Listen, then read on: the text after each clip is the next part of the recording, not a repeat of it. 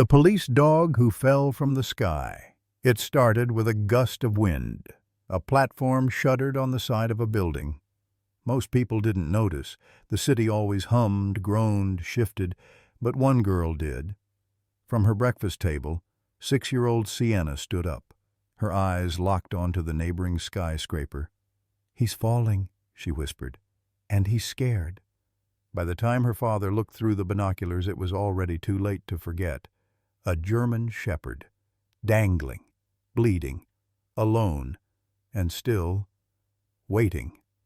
This isn't a story about a rescue. It's a story about why he came back.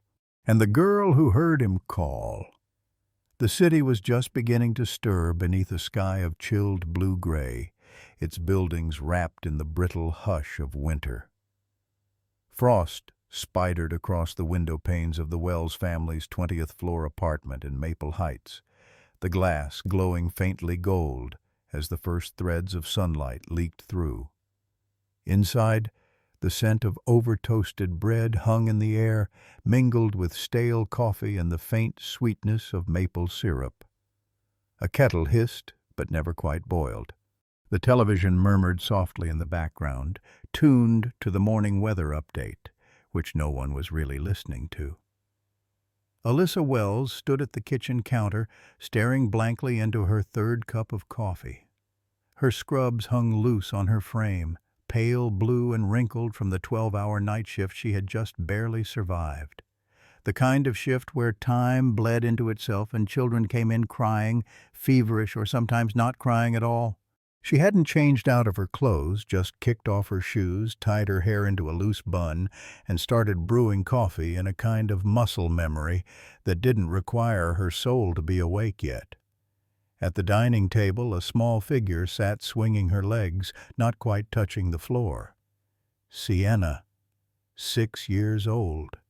Brown curls that tangled overnight and wide gray eyes that always seemed to be listening to something beyond the room. Her pajamas were covered in faded stars, and she clutched her spoon with the grip of someone pondering the secrets of the universe. The cereal had long since gone soggy. Across from her, Liam, her father, flipped through the pages of the local newspaper, grumbling to himself about the rising cost of heating bills and the latest fire code revisions. His heavy work jacket was draped over the back of his chair, his name L. Wells, still smeared with soot near the shoulder from the warehouse fire he fought 2 nights ago. The room was ordinary, comfortably worn, a place where people loved each other, even in silence. But it felt still. Sienna broke the silence first, her voice quiet. "Mom?" Alyssa blinked, took a sip of her coffee, and exhaled like it hurt her ribs. "Yes, sweetie?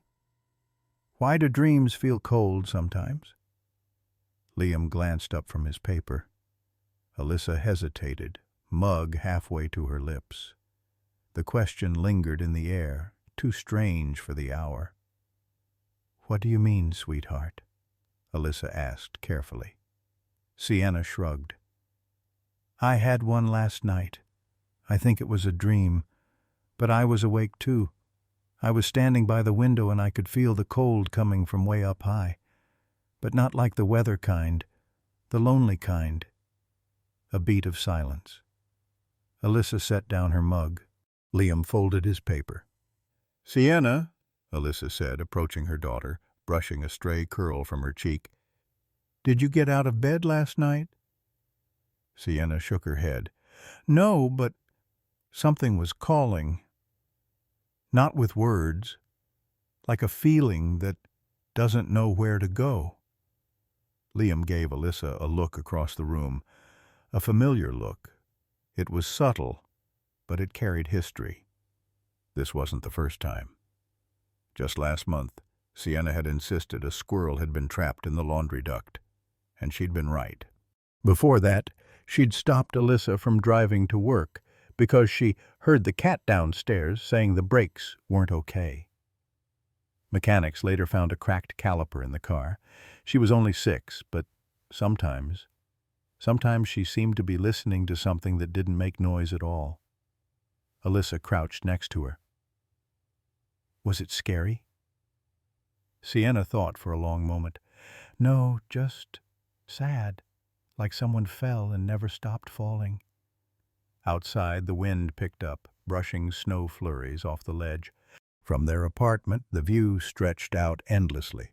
Maple Heights' cluster of tall residential towers stood like silver-gray sentinels around the city's commercial center. Directly across from their building loomed Horizon Spire, a sleek 40-story skyscraper with tinted glass and steel corners that reflected the sky like a blade. Sienna turned slightly, gaze drawn toward it. Her spoon clinked quietly in her bowl. Liam cleared his throat and got up. "Forecast says snow by evening," he said, mostly to distract. "Better not forget your scarf, Munchkin." But Sienna wasn't listening anymore. Her eyes were locked on something far beyond the window, into the glass tower rising like a frozen needle into the sky. The kettle finally boiled. Steam curled in the air like breath on glass. Alyssa stood slowly, heart suddenly too full of shadows for how early it was. She crossed to the sink and stared down at the drain, but her ears strained behind her, trying to hear what her daughter might be hearing. She didn't hear anything, but Sienna did. Somewhere, in the echo between glass and steel, in the space between two heartbeats, something was beginning to stir. A thread had just been pulled taut between one soul and another, though neither fully understood it yet. And within the quiet hum of morning, the smallest voice in the room was the one carrying the weight of what was coming. There are moments in life when everything pauses, not with a crash or a scream, but with something quieter, a stillness that presses in sharp and invisible, like cold air slipping through a cracked window. It happened at the breakfast table. Sienna's spoon stopped mid-air halfway to her mouth. Her eyes, those strange, silver-gray eyes, widened, but not in fear, more like recognition, like a whisper had brushed against her skin from very far away. Alyssa noticed first. "Sienna?"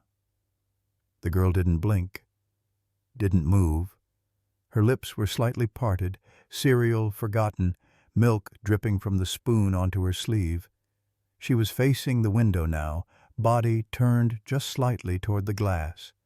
Her gaze stretched outward across the narrow avenue between their apartment building and the Horizon Spire that loomed on the other side like a glass giant. "He's scared," Sienna whispered.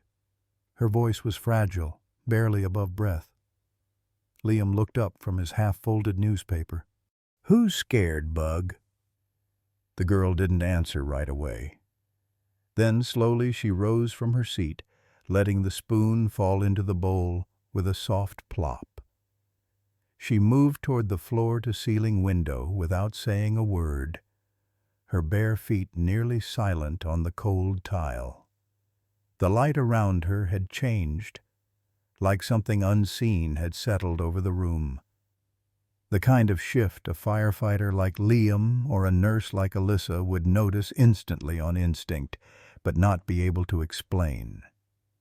Sienna pressed her hands to the glass, her breath fogging it in small circles. Alyssa stood. "Sienna, what are you looking at?" The girl's finger lifted and pointed across the sky. "That building," she said quietly. "The one with the sharp corners. He's there." Liam rose, now slightly uneasy. "What do you mean?" "He's hanging, Daddy," she said, matter-of-fact. "From way up high. He's holding on, but his paw hurts. He's calling me." A beat. Then two. Liam glanced at Alyssa, lips parted as if about to ask if this was some elaborate game. Alyssa beat him to it. "Sienna, who's hanging?" The girl turned. Her voice was small but unwavering. "A dog," she said. "He's a dog, And he's calling for help. Alyssa blinked. You mean you see a dog? Sienna shook her head. I don't see him yet, but I can hear him. Hear him? How? Liam asked gently. Sienna touched her chest. In here. Silence returned like a weight. Sienna, sweetie, Alyssa said, walking closer, kneeling beside her. That building is over 30 stories tall. No one can see something that far without binoculars, and even if— I know he's there, Sienna interrupted, more insistent now. He's holding on with one paw, and there's a blue thing like a tray. Liam moved toward the window, squinting. His breath fogged against the glass as he followed the invisible line from his daughter's pointing finger. Sure enough, across the way, near the 30th floor of Horizon Spire, a small blue platform was affixed to the side, a window-washing scaffold, stationary, empty as far as he could tell. He chuckled nervously. Okay, that's a lucky guess. There's a platform over there. Maybe she saw it before. I didn't guess, Sienna said, her voice low. He showed me. Now Alyssa looked truly unsettled. Showed you what, honey? His paw, the place it hurts, and the rope, the way it moves in the wind. He's trying to be brave. Her words were so specific, so unchildlike in their delivery, that for a split second, both parents forgot to breathe. Alyssa stood again, arms crossed tightly over her chest. She didn't believe in the supernatural. She believed in blood pressure monitors, CPR, and double shifts. But she also believed in patterns, and Sienna had a pattern of knowing things. Is this like the bird with the broken wing? Liam asked softly. Or the cat breaks? Sienna didn't answer. Her eyes were still locked on the building, on something no one else could see.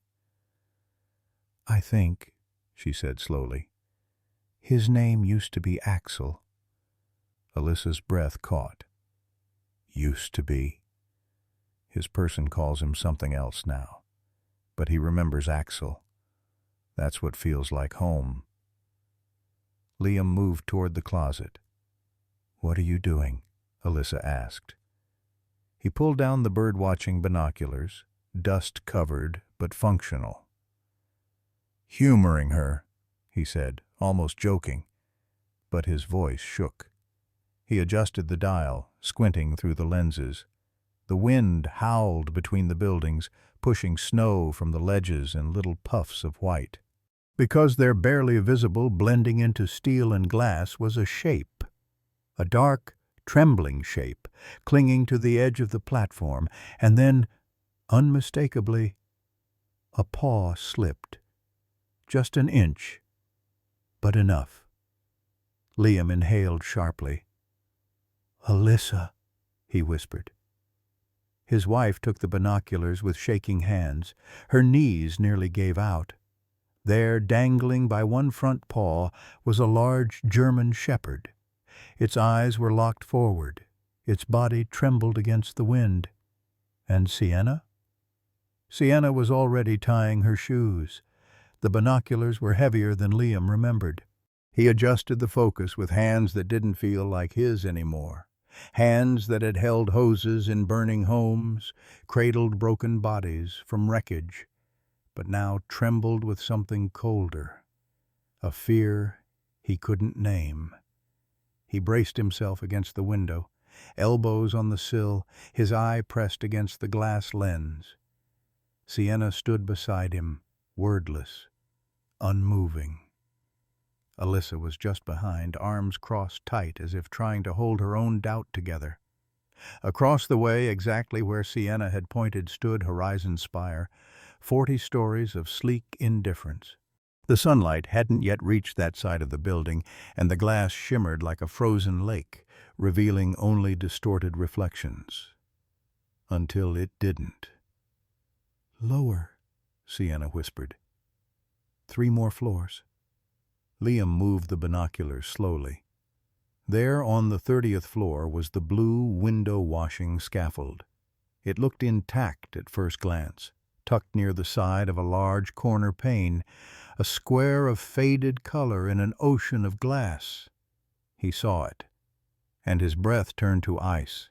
It wasn't a shape. It wasn't a trick of the light. It was a dog. A large German shepherd, dark-coated, soaked in wind and shadow, was dangling off the edge, one front paw caught in a metal rail, the rest of its body swaying precariously in the air like a pendulum between life and death. "Oh, my God," Liam murmured. "What?" Alyssa asked quickly. "What is it?" He didn't answer. He adjusted the focus again. The image sharpened. Blood. There was blood. The paw tangled in wire was slick and red. The dog's chest heaved with every breath, mouth open in what might have been a silent whimper or simply exhaustion. But it wasn't just the position or the pain that broke Liam's breath. It was the eyes. The dog's head was tilted slightly, its gaze fixed outward, not down, not sideways, but directly across, toward them, toward their window. "He's looking at us," Liam said hoarsely. Sienna stepped closer to the glass. "He knows I heard him." Alyssa took the binoculars, her hands steady even if her soul wasn't. Years in pediatrics had taught her how to move when the world spun. She lifted the lenses, saw the platform, and gasped. "What the hell?" she whispered. "Is he? He's holding on. He's literally—" Her words broke into static. The dog twitched, his hind leg flailed uselessly as the wind pressed against him like a cruel hand. The scaffold jolted. One of the cables, once taut, had frayed and snapped, now hanging loose like a noose in the air. Only one cable remained intact, tilted at a diagonal, keeping the platform barely horizontal. The dog was on borrowed time. "Call someone," Alyssa snapped, handing the binoculars back. "Call 911, animal control, the building, I don't care. Call someone." Liam was already reaching for his phone. "I'll call dispatch directly," he muttered. "They'll get a truck out faster." Alyssa turned back to Sienna, kneeling. "Honey, how did you know? You didn't see him. You said you heard him." Sienna didn't blink. "I did." "In your head?" The girl nodded. "He didn't say words, just pictures, feelings. He showed me his paw, and the wind. He's scared, but not because of the fall. He's scared he won't finish something." Alyssa stared at her. "Finish what?" Sienna shrugged. "I don't know, but it matters." Liam finished the call. "Dispatch is sending fire and animal rescue. ETA 10 minutes. I told them it's urgent life or death." From behind the window the wind shrieked suddenly, a gust rattling their glass like a warning. They all turned to look. Axel's paw slipped. Only a fraction. But it was enough to make his body swing wider, the pressure pulling against whatever thread was holding him. He struggled, hind legs scraping the scaffold's edge. His head jerked, his ears flattened. He yelped, but the sound didn't carry across the chasm. Sienna flinched. She heard it. The sound, the pain, the fear. It bloomed behind her eyes like a flash of light. She clutched her chest. "He doesn't want to die alone," she whispered. Neither parent knew what to say. There was no manual for this. No parenting guide for when your 6-year-old channels the terror of a dying police dog 30 stories up. Then Liam said it. Soft, distant, like he already knew what came next. "We need to go down there." Alyssa looked at him. "You mean to the building?" Liam nodded. "We need to get as close as we can. If the dog's hanging that far, there's nothing we can do from here." "But what if—" Sienna interrupted, voice sharp and certain. "We have to go. He's waiting." Alyssa didn't ask how she knew that. She just grabbed her coat. The sirens were already echoing down Oak Ridge Avenue by the time the Wells family arrived outside Horizon Spire. What had been a quiet winter morning only minutes earlier had erupted into organized chaos. Red and blue lights flashed across glass and snow. Police cruisers lined the street curb to curb, and 2 fire engines had parked diagonally, blocking traffic in both directions. A yellow barricade tape fluttered in the icy breeze like a boundary between 2 worlds, those who knew what was happening and those who were still asking, "What's going on?" And above them all, 30 stories high, barely visible unless you craned your neck just right, was the silhouette. Axel. Dangling. A crowd had formed. Residents in coats thrown hastily over pajamas, business people late to work, delivery drivers pausing mid-shift. Everyone looked upward, squinting into the glare of morning sun against steel and glass. Cell phones pointed skyward. Murmurs rippled through the street like nervous electricity. Liam stood just behind the barricade with Sienna on his shoulders, her little hands gripping his forehead like reins. Alyssa stayed close, her arm wrapped tightly around her husband's waist, both for warmth and something harder to admit, fear. 2 Channel 4 news vans screeched to a halt beside the sidewalk. The anchors were already mid-prep, brushing snow off their coats, adjusting microphones. "Get the shot," someone shouted. "Zoom on the dog." Then the stretcher appeared, rolled out from the back of an ambulance by 2 EMTs. A man was sitting upright on it, wrapped in a thermal blanket, white-haired and wild-eyed. His right hand gripped the railing so tightly, his knuckles looked bloodless. He was shouting before the wheels hit the pavement. "That's him! That's Axel!" the man roared. "He came back for me! He came back!" People turned. A ripple of confusion. Then more cameras shifted. Reporters swarmed. One officer rushed to intercept the stretcher. "Sir, you need to remain still." The man pushed the blanket off his chest and tried to stand. "I don't care if my damn hip's shattered. That's my dog." Sienna's eyes widened. "That's him," she whispered from Liam's shoulders. "The man who forgot his name." Alyssa glanced up. "What?" "He's the one Axel showed me." Fire. Captain Renner, tall and red-faced with years of soot in his lungs, approached the stretcher, recognizing the voice instantly. "Walter Briggs?" The old man locked eyes with him. "You better get my dog off that building, or so help me I'll climb up there myself." Captain Renner blinked. "Wait, you know that dog?" "I trained that dog," Walter spat. "He's not just a dog, he's K9 Unit 4, Axel, partnered with me for 7 years, retired after I had my stroke." Renner swore softly under his breath and waved over the operations chief.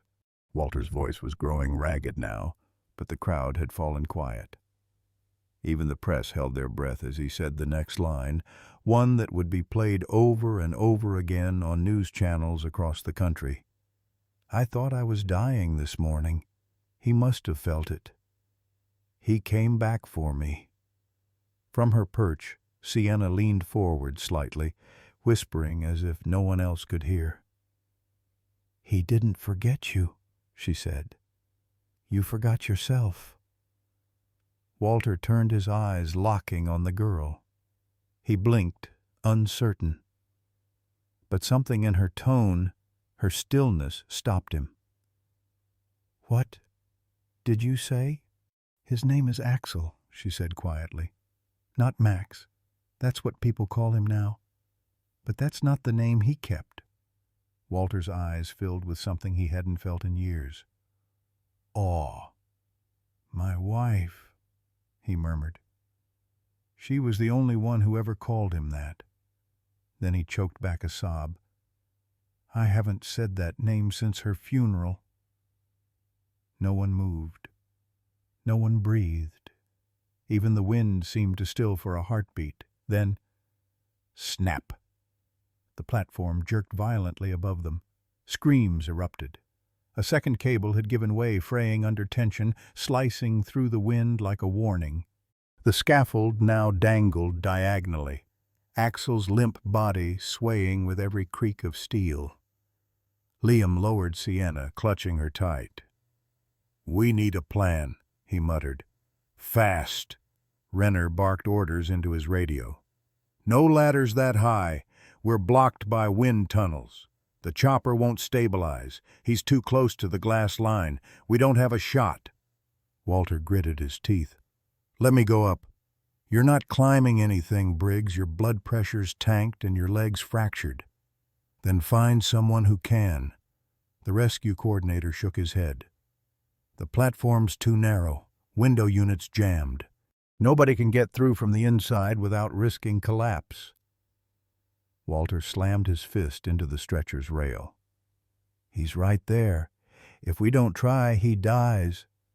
And from the crowd, a small voice again. Steady, certain. "I can go." Heads turned. Sienna stepped forward, boots crunching the frost, her coat zipped up to her chin. She looked impossibly small against the skyline, a pocket of stillness in the chaos.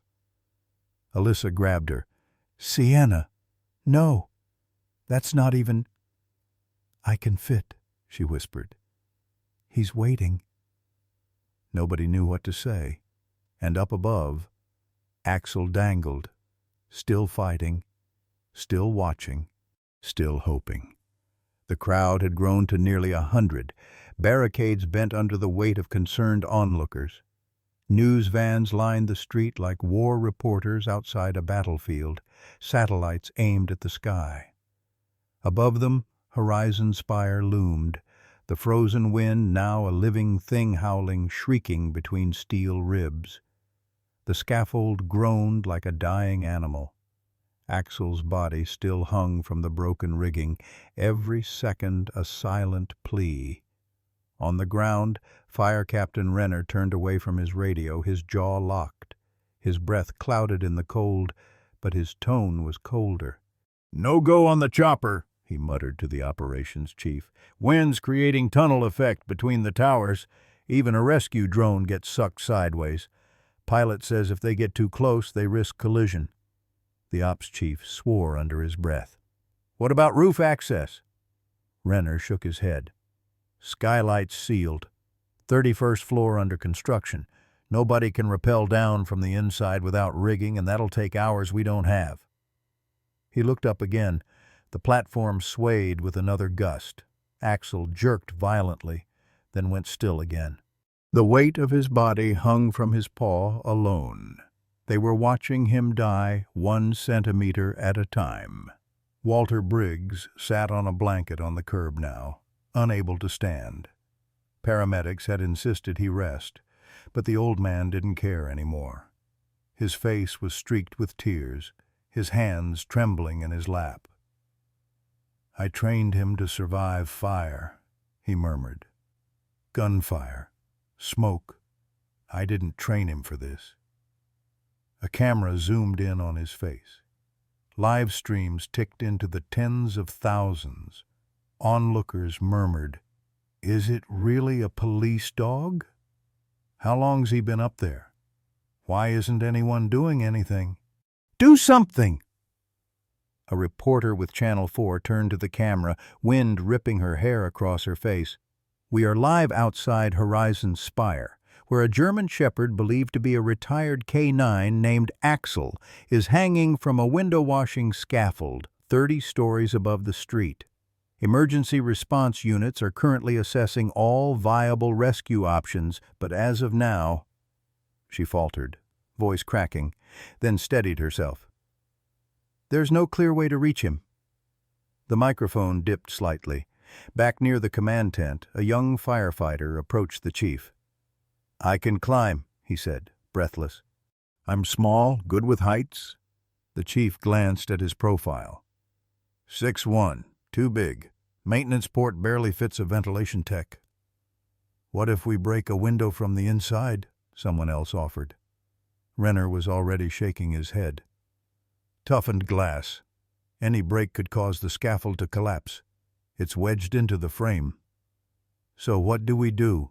Another asked, eyes darting between the team and the building. Just wait? Silence fell. And in that silence, Walter's voice cut like a wire. You wait long enough, he dies. Nobody answered, because they all knew it was true. The moral calculus had begun to shift, wordlessly, uneasily. Risk a person's life for a dog? Risk structural damage to a $50 million tower? Interrupt emergency protocols? Call in high-cost aerial teams for an animal?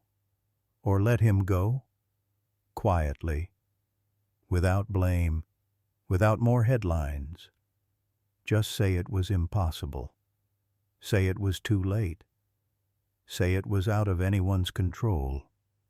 Walter could see it in their faces, the calculus, the cold subtraction of urgency, and it broke something in him. He leaned forward, resting his forehead on his cane, whispering as if Axel could hear, I'm sorry, boy. I'm so sorry. Beside him, Sienna knelt wordlessly. She didn't cry. She didn't blink. She just stared up at the swaying silhouette, small and black and brave, battered by wind, but still there, still holding on. Liam hovered beside her, uncertain if he should pull her away or let her stay. Alyssa stood a few feet back, watching the officials argue, watching the cameras roll, watching her daughter hold her ground in the face of a world giving up. Then Sienna spoke. He's still trying. They turned to her. He hasn't stopped, she whispered. Even now. He doesn't care if no one comes. He's still holding on because that's what he does. The crowd quieted again. Walter looked up. His lip trembled. He was always like that, he said, even when he shouldn't have been. An officer radioed in. Wind's picking up. We're at 26 miles per hour and climbing. That scaffold won't hold through the hour. Another voice. Cables were rusted. No certification logged since last summer. If one more gives... He didn't finish the sentence. Renner exhaled slowly. We're running out of time, he said. No, Sienna replied, soft but firm. You're running out of options. The cold had begun to seep into everyone's bones. Even the cameras, now perched like vultures on tripods, had stopped shuffling. It was no longer just a broadcast. It was a vigil. Some stared up at the scaffold, still unable to look away from the fragile figure clinging to the steel rig. Others kept their eyes on the ground, unable to bear watching the slow fall of something so loyal. And then, through the thick tension, a soft voice cut through the hush. He's not Max. Heads turned. Sienna stepped forward from where she'd been kneeling beside Walter, her small gloved hands curled at her sides. His name is Axel. Silence followed. The kind of silence that presses against the ribs, too still, too expectant. One of the Channel 4 anchors frowned. Who said that? Liam placed a protective hand on Sienna's shoulder.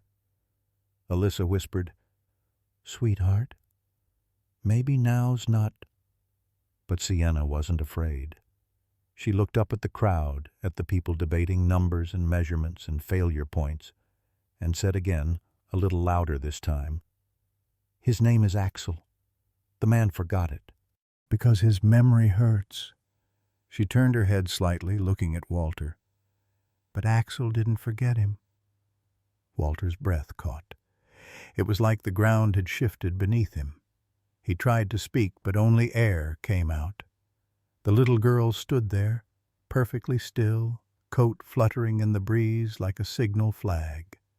No fear, no doubt, just certainty. A reporter crouched beside her, gently lowering her mic. "Sweetie, how do you know that?" Sienna blinked, as if the question itself didn't make sense. Then she looked down at her mittens, as if the answer was woven into the threads. "I heard him," she said. "Not with my ears." Walter finally found his voice. "What did you just say?" Sienna looked up at him with those deep, still eyes that didn't belong to a 6-year-old. "You called him Max, but that's not his real name. The man who named him is gone now. The one who still remembers is Axel." Walter's throat tightened. He grabbed the side rail of the stretcher and tried to sit up straighter. How do you know that?" Sienna hesitated. Then she pointed high above at the dangling shepherd. "He showed me." Walter's lips parted. His hands trembled harder now. "No one's called him Axel since my Caroline." He looked at the captain, his voice cracking. "Not even in the paperwork. They registered him as Max when he was reassigned after my stroke. He was only mine for 7 years.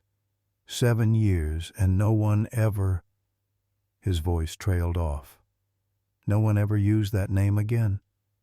Except her, the girl, the stranger." And in that moment, something changed in the air, like the crowd could feel it too. A shift. A deeper stillness. People glanced at one another, then back at Sienna. Some with disbelief, some with wonder. A woman near the barricade crossed herself. Another whispered, "Did she just say he showed her?" Liam's hand tightened protectively on his daughter's shoulder, but he said nothing. Alyssa's eyes welled. Walter was weeping now, not like someone who had been broken, but like someone who had been remembered, like a man who had been adrift for too long and finally saw land. "I used to call him that," he whispered hoarsely. "Axel. My wife picked it. Said he looked like he'd drive right through danger, like an axle through mud." He chuckled softly at the memory. "She used to say, 'Don't name something unless you're willing to let it leave a scar.'" A long pause. "She died before we retired." He looked up again. "When I had my stroke, they gave him away. Said he needed a working handler. I asked for time. They said there wasn't any. I haven't seen him in 3 years." Walter's shoulders shook. "And now here he is, clinging to 30 stories of steel just to remind me who I used to be." Nobody spoke, because what could they say? Sienna, still watching the building, said quietly, "He came back because you forgot something important." Walter looked at her, confused. She stepped closer. "Your pills?" Walter blinked. "What?" "Your heart pills," she said. "You forgot them this morning." He knew. Walter's mouth fell open. The paramedic by his side leaned in. "Sir, is that true?" Walter reached for his coat pocket, then stopped. Then remembered. It was empty. He hadn't taken them. His routine was always the same. Coffee, stretch, 1 white pill before breakfast. But this morning, he'd skipped breakfast. He'd gone dizzy and dropped his mug. Axel had barked, circled, then vanished. His eyes flooded again. "He knew I'd fall." Sienna nodded. "He remembered, even when you didn't." Walter crumpled forward, sobbing into his hands. Axel, high above, clung still, oblivious to the stir below. Or maybe not. Maybe he did know. And maybe somehow it was this quiet miracle that had given him the strength to hold on longer than any dog ever should. The minutes ticked on like they were alive. Each gust of wind slammed against the glass towers with a sound like a held breath breaking. The crowd no longer buzzed with conversation. It had quieted into that strange kind of reverent suspense usually reserved for operating rooms or church pews. Axel was slipping. Even from the street it was clear. His hind leg had lost its grip, leaving only the front paw wedged in a loop of torn rigging. He dangled now, more limp than tense, like gravity had won everything except his soul. A shout broke from a medic. "We're running out of time!" And in the chaos, radios crackling, camera lenses clicking, Sienna stepped forward again. "I know how to reach him," she said. The words were calm, almost casual, but they cut through the air like a stone through still water. No one responded at first. The adults nearest her blinked, still caught in the rhythm of crisis. Then Alyssa knelt beside her.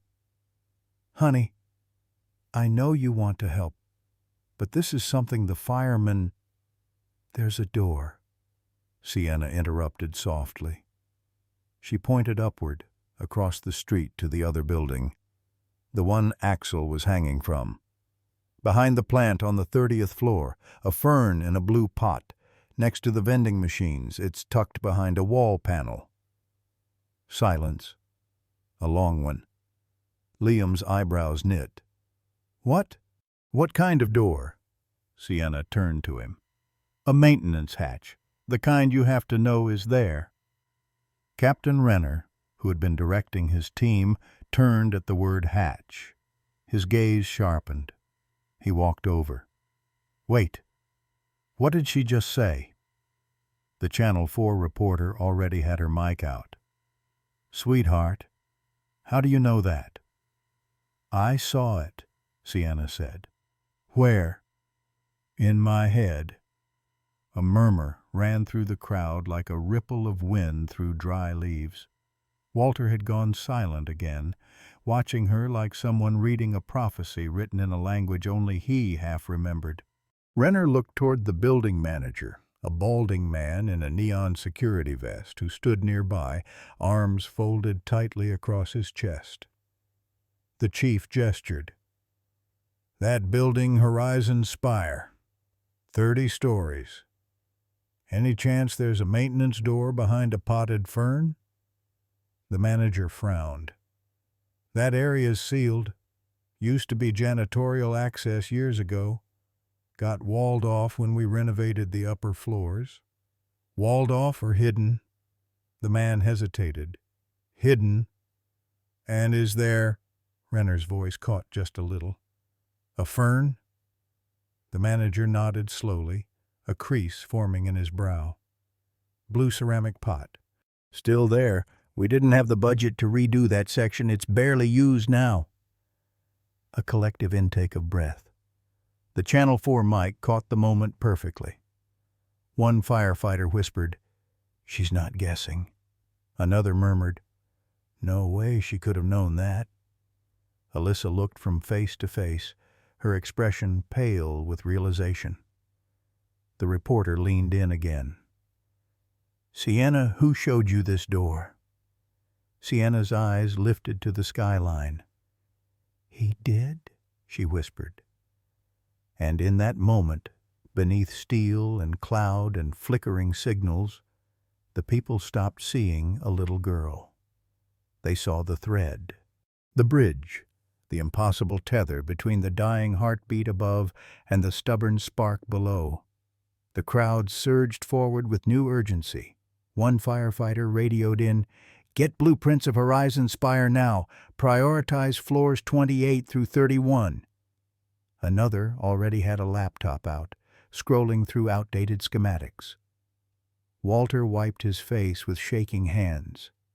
She's seeing through him.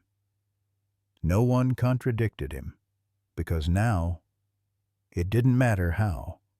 It only mattered that she knew. A newscaster turned to her camera with barely concealed awe. We're witnessing what can only be described as a miracle unfolding in real time. A child, age 6, has correctly identified a hidden access point in a secure high-rise one that even the building's current staff had forgotten existed. She paused, her voice thickening. She says a dog told her. The footage would go viral within an hour. But down here, in the street, it felt like the world had paused, just long enough to catch its breath before a new hope could rise. Alyssa knelt again beside her daughter, brushing hair from her temple. Her voice trembled. "Sweetheart, are you sure?" Sienna nodded. "Why?" "Because," she said quietly, "he's not afraid anymore." Everyone turned to the sky again. Axel was still there, still fighting, still waiting. But now, he wasn't alone.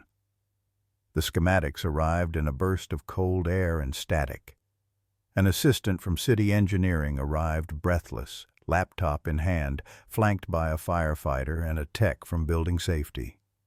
They laid the device out on the hood of a squad car, fingers jabbing at a floor plan from 15 years ago. "There," the assistant pointed, breath fogging. "That alcove, 31st floor utility access. Behind vending units and potted flora. Dimensions tight, less than 22 inches clearance." Chief Renner exhaled. "So the kid was right." The building manager, Breckner, adjusted his glasses, now visibly pale. "That door was sealed to the public after the renovation in '08. It leads to an internal scaffold shaft. But it's not safe." "Can it reach the window washing rig?" Renner pressed. "Yes," Breckner admitted. "Technically. But it was only ever meant for slim maintenance workers. Full-grown adult wouldn't fit without dislocating a shoulder." The crowd began to murmur again. It was happening. One of those surreal moments where everything impossible had been proven true, and suddenly truth itself became a liability. Alyssa, standing beside Sienna, stepped forward. Her voice was firm. "No!" Everyone turned. Liam's eyes darted to his wife. "Liz, I said no." She dropped to her knees in front of Sienna, gripping her daughter's shoulders. "You are not crawling into a hole in a skyscraper. You're not putting a rope around your waist and risking your life for this." Sienna looked confused, almost hurt. "But I'm the only one who can." "I don't care." Alyssa's voice cracked. "I don't care if he called to you from the sky. I don't care if you saw 1,000 doors open in your dreams. You are my daughter. You are 6. And I am not letting you do this." Sienna's mouth opened, but no sound came. Walter, watching from behind, took a cautious step forward. "Mrs. Ramirez, don't." Her voice was sharp now, protective, maternal rage wrapped in exhaustion and fear. "She is a child." Another firefighter tried to speak, but she snapped again. "So what if she fits? That's not the point. Just because a door exists doesn't mean a child should be the one to go through it." Liam placed a hand on her arm, gently. "Honey, wait." "I'm not waiting, Liam. I waited for you every day when you went into burning buildings. I waited through every siren and every just another shift. I will not wait through this." Around them, the crowd began to split. Some nodded in silent agreement. Others whispered quiet debates on what was worth risking, what wasn't. On sacrifice. On belief. On how many times the world demanded too much from the smallest hands. Channel 4's camera zoomed in on Sienna's face torn between the pull of instinct and the weight of her mother's pain. Walter spoke again, voice gentler this time. "She's not just a child today." Alyssa turned sharply. Walter met her eyes. "I've worked with dogs that crossed fire to save children. I've seen handlers lose their lives trying to protect partners that couldn't even speak. But I've never seen a connection like this. He called her, and she heard him. You know that's true. She's my daughter," Alyssa repeated, voice small now. "Fragile." "And that dog," Walter said, gesturing skyward, "is mine, and he's dying up there." A heavy pause. Alyssa turned to Liam, desperate. "Say something." Liam looked between them, between his wife, his daughter, and the slowly unraveling sky. Then he crouched down beside Sienna. "What did he show you, baby?" Sienna blinked. "The way. Can you show me?" She reached into her coat pocket and pulled out a crayon sketch she'd made during the commotion lines and arrows, stairways, and shadows, all scrawled with the raw precision of a mind not guessing but remembering. Liam studied it and nodded once. He stood and looked at Alyssa. "She's not guessing. He's guiding her." Alyssa covered her mouth. Tears welled in her eyes. "But what if she falls?" Sienna touched her hand. "I won't." The crowd held its breath. Not because of spectacle, but because something deeper was unraveling here. A moment where love collided with destiny. Where fear met faith. Chief Renner stepped in, voice even. "We'll secure her. Roped at 3 points. Monitored. No one forces anything. But we let her choose." Sienna looked up at her mother. "I don't want him to die calling for me." And in those simple words, the dam broke. Alyssa dropped to her knees again, arms around her daughter, sobbing into her shoulder, not out of defeat, but out of knowing this was already beyond her. Her little girl had walked through a door no one else could even see. When she finally pulled away, she nodded once, shaky, slow. "Okay." Just one word, but in it lived every scream she didn't let out. A single sound silenced the street. A yelp, high, sharp, and cracking through the winter air like glass under pressure. Everyone's heads snapped up.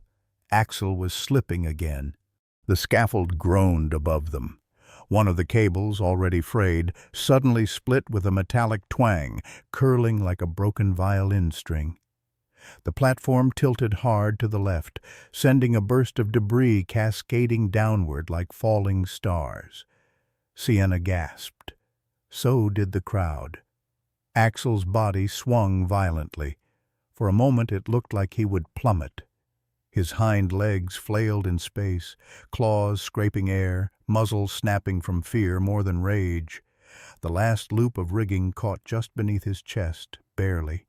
His whimper, though unheard by most, tore through Sienna like a siren. Her hand tightened around the bracelet Walter had given her. She could feel the pull again, not in her ears, but deep inside her chest. A desperate, ragged plea. "Not yet. Please." "We have to move," Renner shouted. Fire crews scrambled, ropes unfurled, harnesses clicked. But it was chaos, not precision. Walter stepped back, looking skyward, hands shaking. "He can't hold on." Then Sienna ran. No one saw it coming.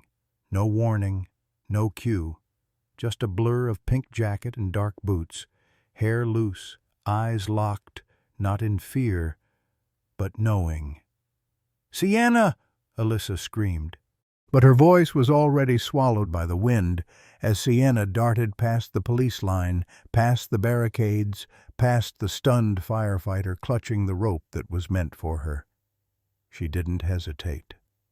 She vanished through the revolving glass doors of Horizon Spire. Gone. Everything erupted. Cameras spun. Reporters shouted over one another. "She ran into the building! Someone stop her! Who let her through?" Alyssa collapsed forward, only caught by Liam's arms wrapping around her. "No, no, no! She wasn't supposed to go now!" she cried. Walter moved instinctively toward the doors, but a security guard held him back. "You can't." "She's just a little girl," Alyssa sobbed, voice raw with disbelief. But Walter's eyes were different, focused, almost reverent. "No," he said softly. "Not today." Inside, Sienna flew past the marble lobby. Her feet hit the cold floor like they were chasing a memory.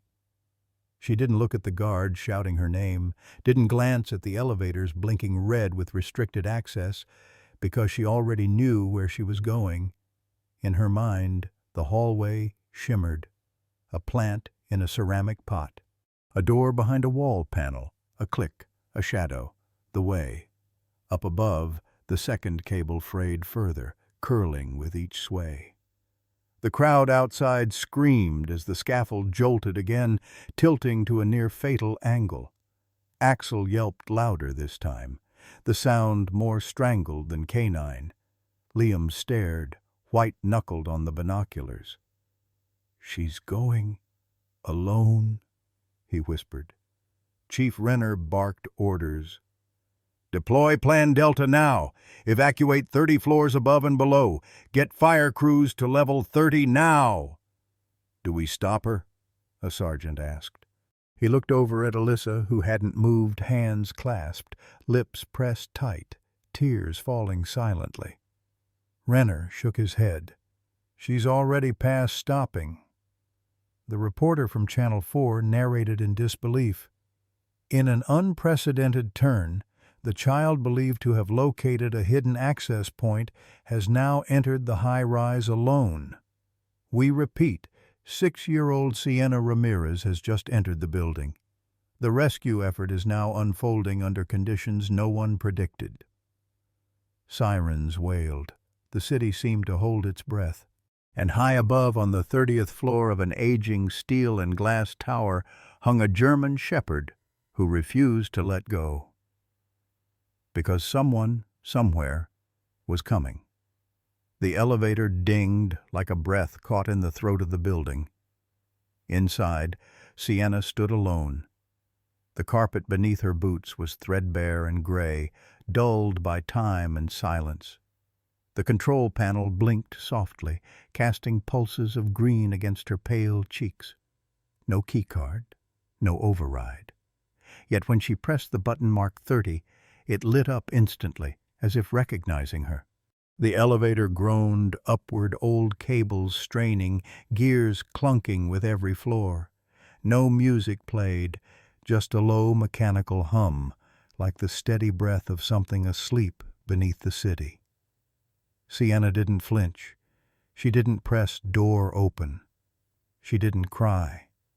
Her hands were clasped together in front of her, fingers fidgeting with the silver bracelet on her wrist. Alyssa's warmth still lingered on her coat collar. Dad's voice echoed somewhere in her memory.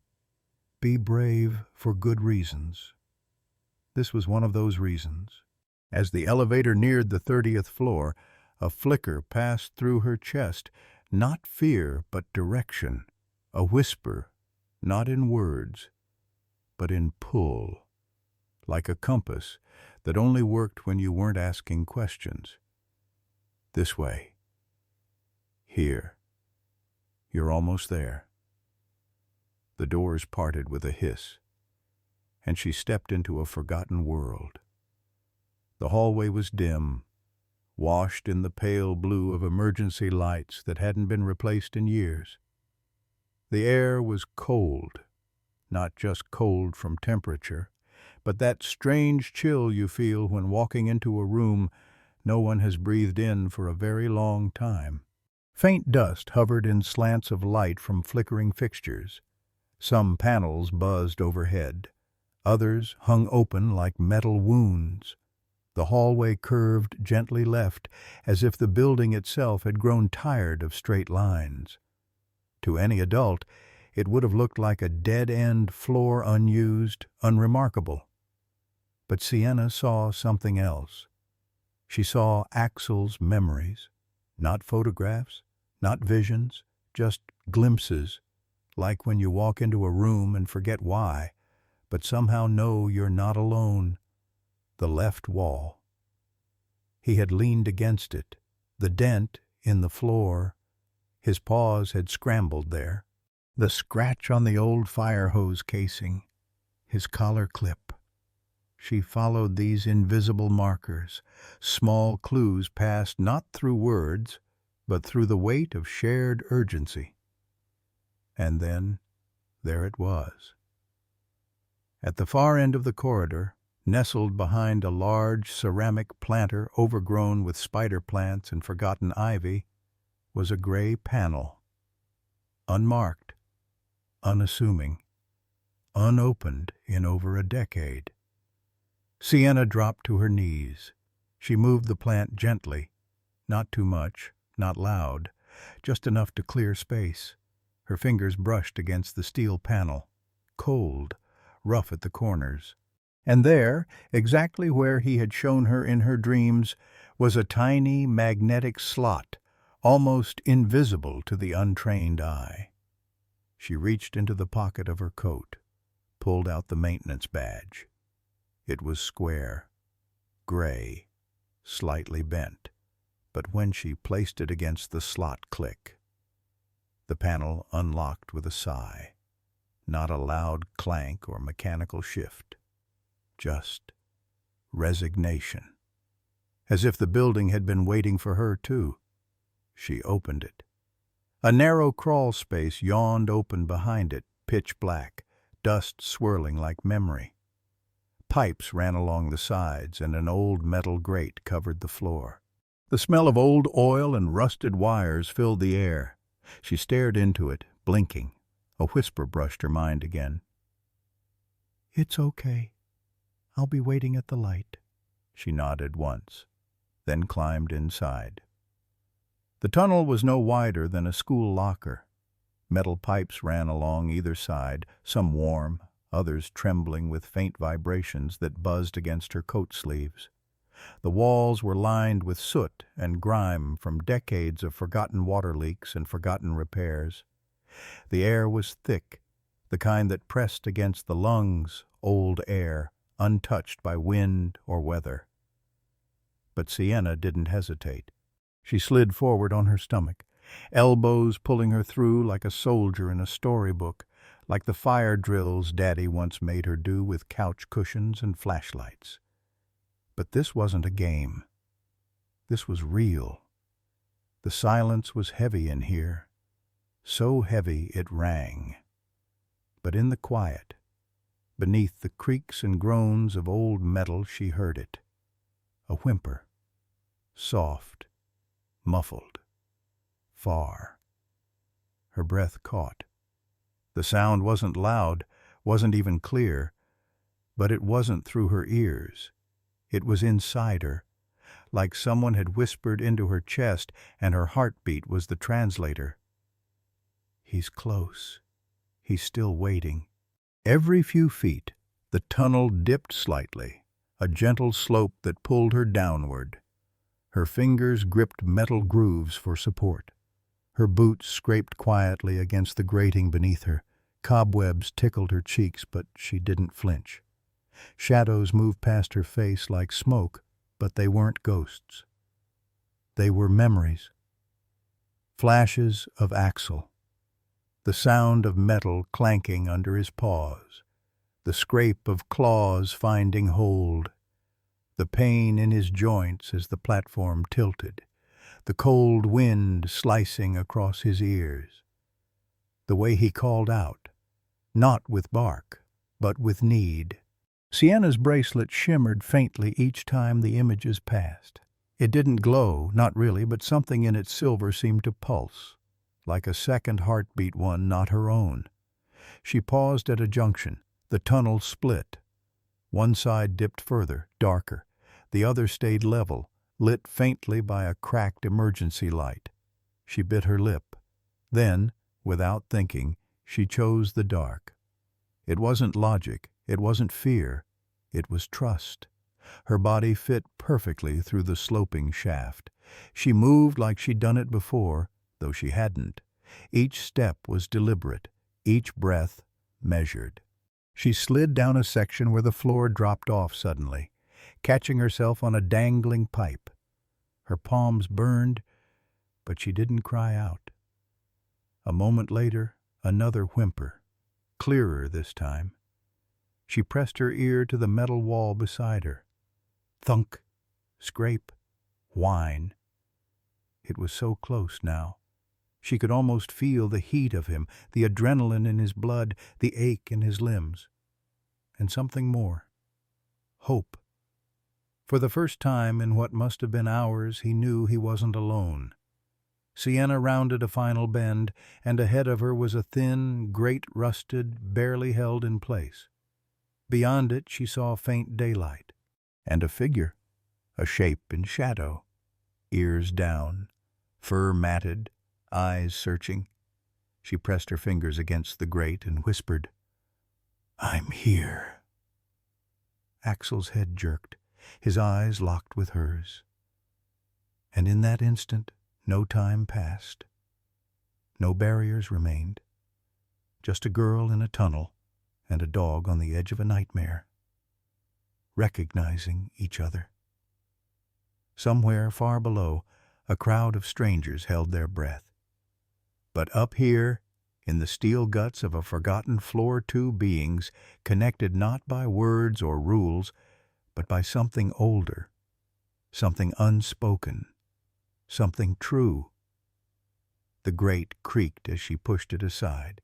Sienna crawled forward, careful not to make noise, even though no one else was here. The floor gave way to a small, square room, dark, except for the faintest blue light filtering in from a dirty window rimmed with frost. A low, humming vibration pulsed from the steel beams beneath her, as if the building were alive and holding its breath. She rose to her knees slowly. Outside the glass, the world dropped away. But on the narrow ledge just beyond the cracked low window splayed against the sharp edge of survival was Axel. He didn't turn right away. His chest heaved, the movements shallow. His left leg dangled over the abyss, muscles twitching. The rest of his body lay half-curled on the remaining corner of the scaffold, which had broken almost entirely from its mounting. Only one cable held it now, a thin, shaking lifeline that groaned with each gust of wind. Sienna placed her hand flat against the glass. "Axel," she whispered. Not loud, not commanding, just knowing. He turned, slowly, as if even moving hurt now. His ears flicked first, then his eyes found her, and the moment stilled. The wind stopped howling. The city below faded. For just one heartbeat, it was just him and her. His eyes, tired, golden, rimmed in dust, widened. The exhaustion didn't leave, but something lit inside him. A flicker, a second wind, a pulse of recognition that said, "I waited, and you came." And Sienna smiled, not wide, not beaming, just enough for him to know she saw him, all of him. Down below a murmur rippled through the crowd, then a shout. Someone in the fire crew pointed toward the building. "In the window! There's movement!" Binoculars were raised, phones zoomed, camera feeds scrambled to focus, and then gasps. Cries. A reporter's voice crackling through the feed. Oh my God. There's a child. There's a child in the window. Sienna didn't flinch. She knelt by the pane, pressing her fingers against it like it was a veil she could part. She didn't need to see what they were seeing. She didn't need the noise, because right here, on the other side of a breath, was the soul that had called her, and he was waiting for her to act. Her bracelet shimmered as her breath fogged the glass. Axel's ears perked higher. His head lifted, not much but enough, just that small, trembling gesture that said, "I'm still here." Behind her, somewhere in the black tunnel, the cold crept closer. But in front of her, there was only one choice. She leaned closer and whispered through the glass, "Don't fall yet. I'm coming." The room groaned with the wind. Thin sheets of air hissed through the cracks in the window frame, carrying the high-altitude chill of 30 stories up. The metal scaffold outside groaned again, sharp, drawn out, almost like a warning sigh. Axel didn't move. His eyes stayed on her, lids fluttering from exhaustion, but his ears were alert, waiting. Sienna knelt in the shadows, hands steady. Her fingers moved fast, pulling a coiled rope from the wall emergency equipment long forgotten behind an old utility panel. She'd seen it in Axel's memory. Thick hemp, a dull blue stripe through its center. Dust coated it, but the fibers held strong. She dragged it out slowly, working with quiet urgency. Then she tied the knot. Once, twice. 3 loops, tug, twist. It wasn't the kind of knot a child should know. Not one from a playground or shoelace book. It was a sailor's knot. Clean, secure, anchored. The kind her father taught her during weekend camping trips. The one he said could save a life if you're ever up high. She wrapped the end around a thick water pipe bolted into the wall, threading the slack back through itself, then cinching it with the weight of her tiny body. She tested it twice. A deep breath, then another. Her lips moved soundlessly as she counted under her breath. 1, 2, 3, 8. 8 knots, like the 8 charms on her bracelet. She turned to the window. The opening was no bigger than a suitcase, jagged at the corners. Sienna studied it, then quietly slipped off her coat, folding it and laying it beneath her knees. Wind rushed in, wild and cold, tugging at her hair like a warning. She didn't listen. Instead, she tied the rope around her waist and crawled toward the edge. Down below, cameras zoomed. "Dear God," someone muttered from the fire crew, staring up through a long-range lens. "She's tying something. What is that? Is that rope?" Another voice cut in. "Where's it anchored? Someone stop her. She's climbing out." But they couldn't. No one could. Because inside that building, only Sienna knew what needed to be done. Half her body passed through the window shoulders tight against the glass frame, legs still inside. She gripped the metal with both hands, easing her weight outward. The wind surged, yanking her hair into her face, but she didn't blink. Axel was only a few feet away now. But that gap between the ledge and the girl was an ocean. She didn't reach for him. Not yet. Instead, she whispered, "Don't fall yet." Her voice wasn't loud, wasn't commanding. It was anchored, like the rope around her waist. Axel twitched. His head turned. A single ear flicked. His paw shifted, weakly. The scaffold groaned beneath him again. A cable snapped in the distance. Clang. Somewhere far below, a reporter screamed. Microphones caught garbled shouting. One of the officers cursed. Someone shouted for a helicopter that was already retreating due to wind shear. But up here, in the eye of the storm, only two souls existed, one dangling, one reaching, and a silence between them stronger than any scream. The ledge groaned under the strain. One cable left, one breath holding everything together. Sienna clung to the edge of the window, half of her body exposed to the wind that slapped her cheeks raw. Her fingers were white-knuckled, trembling not from fear, but from urgency. The rope around her waist strained and creaked, but held. Just a few feet beyond her, Axel lay motionless on the tilting platform, the fur around his haunches fluttering like a battle flag. One leg hung over the edge, twitching weakly. His eyes, those golden storm-lit eyes, locked with hers, and she screamed through the wind, "Jump!" It wasn't a demand. It was a lifeline. She leaned farther, palm outstretched. "You can make it, boy. I'm right here." Below on the street, sirens wailed. Crowds chanted. Reporters whispered updates with bated breath. And then, Walter Briggs, standing behind a police barricade, cupped both hands to his mouth and shouted with every last drop of voice left in his aging lungs, "Axel, come on, boy. Do it for me, for Caroline." The dog's ears twitched. His body shuddered. The name Caroline hit something deep. And then, as if pulled not by command but by faith, Axel moved. He rose shakily, legs trembling beneath him. The scaffold let out a metallic crack as it dipped even lower.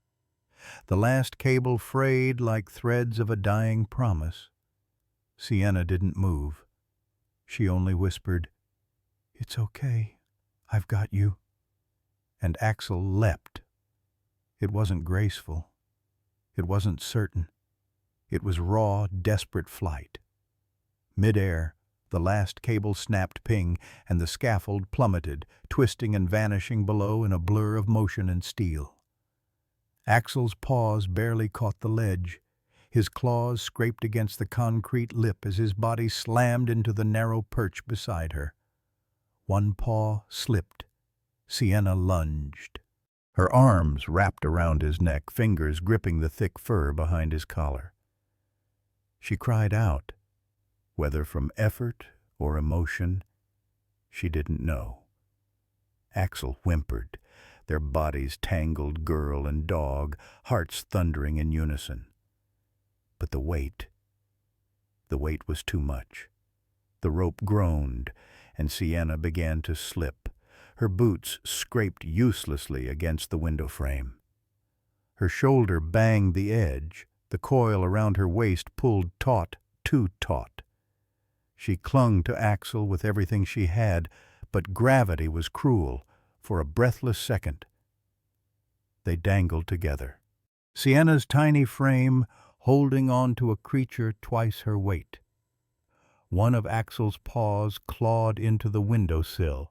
The other pressed desperately against her chest, as if trying not to hurt her. And below? A city screamed.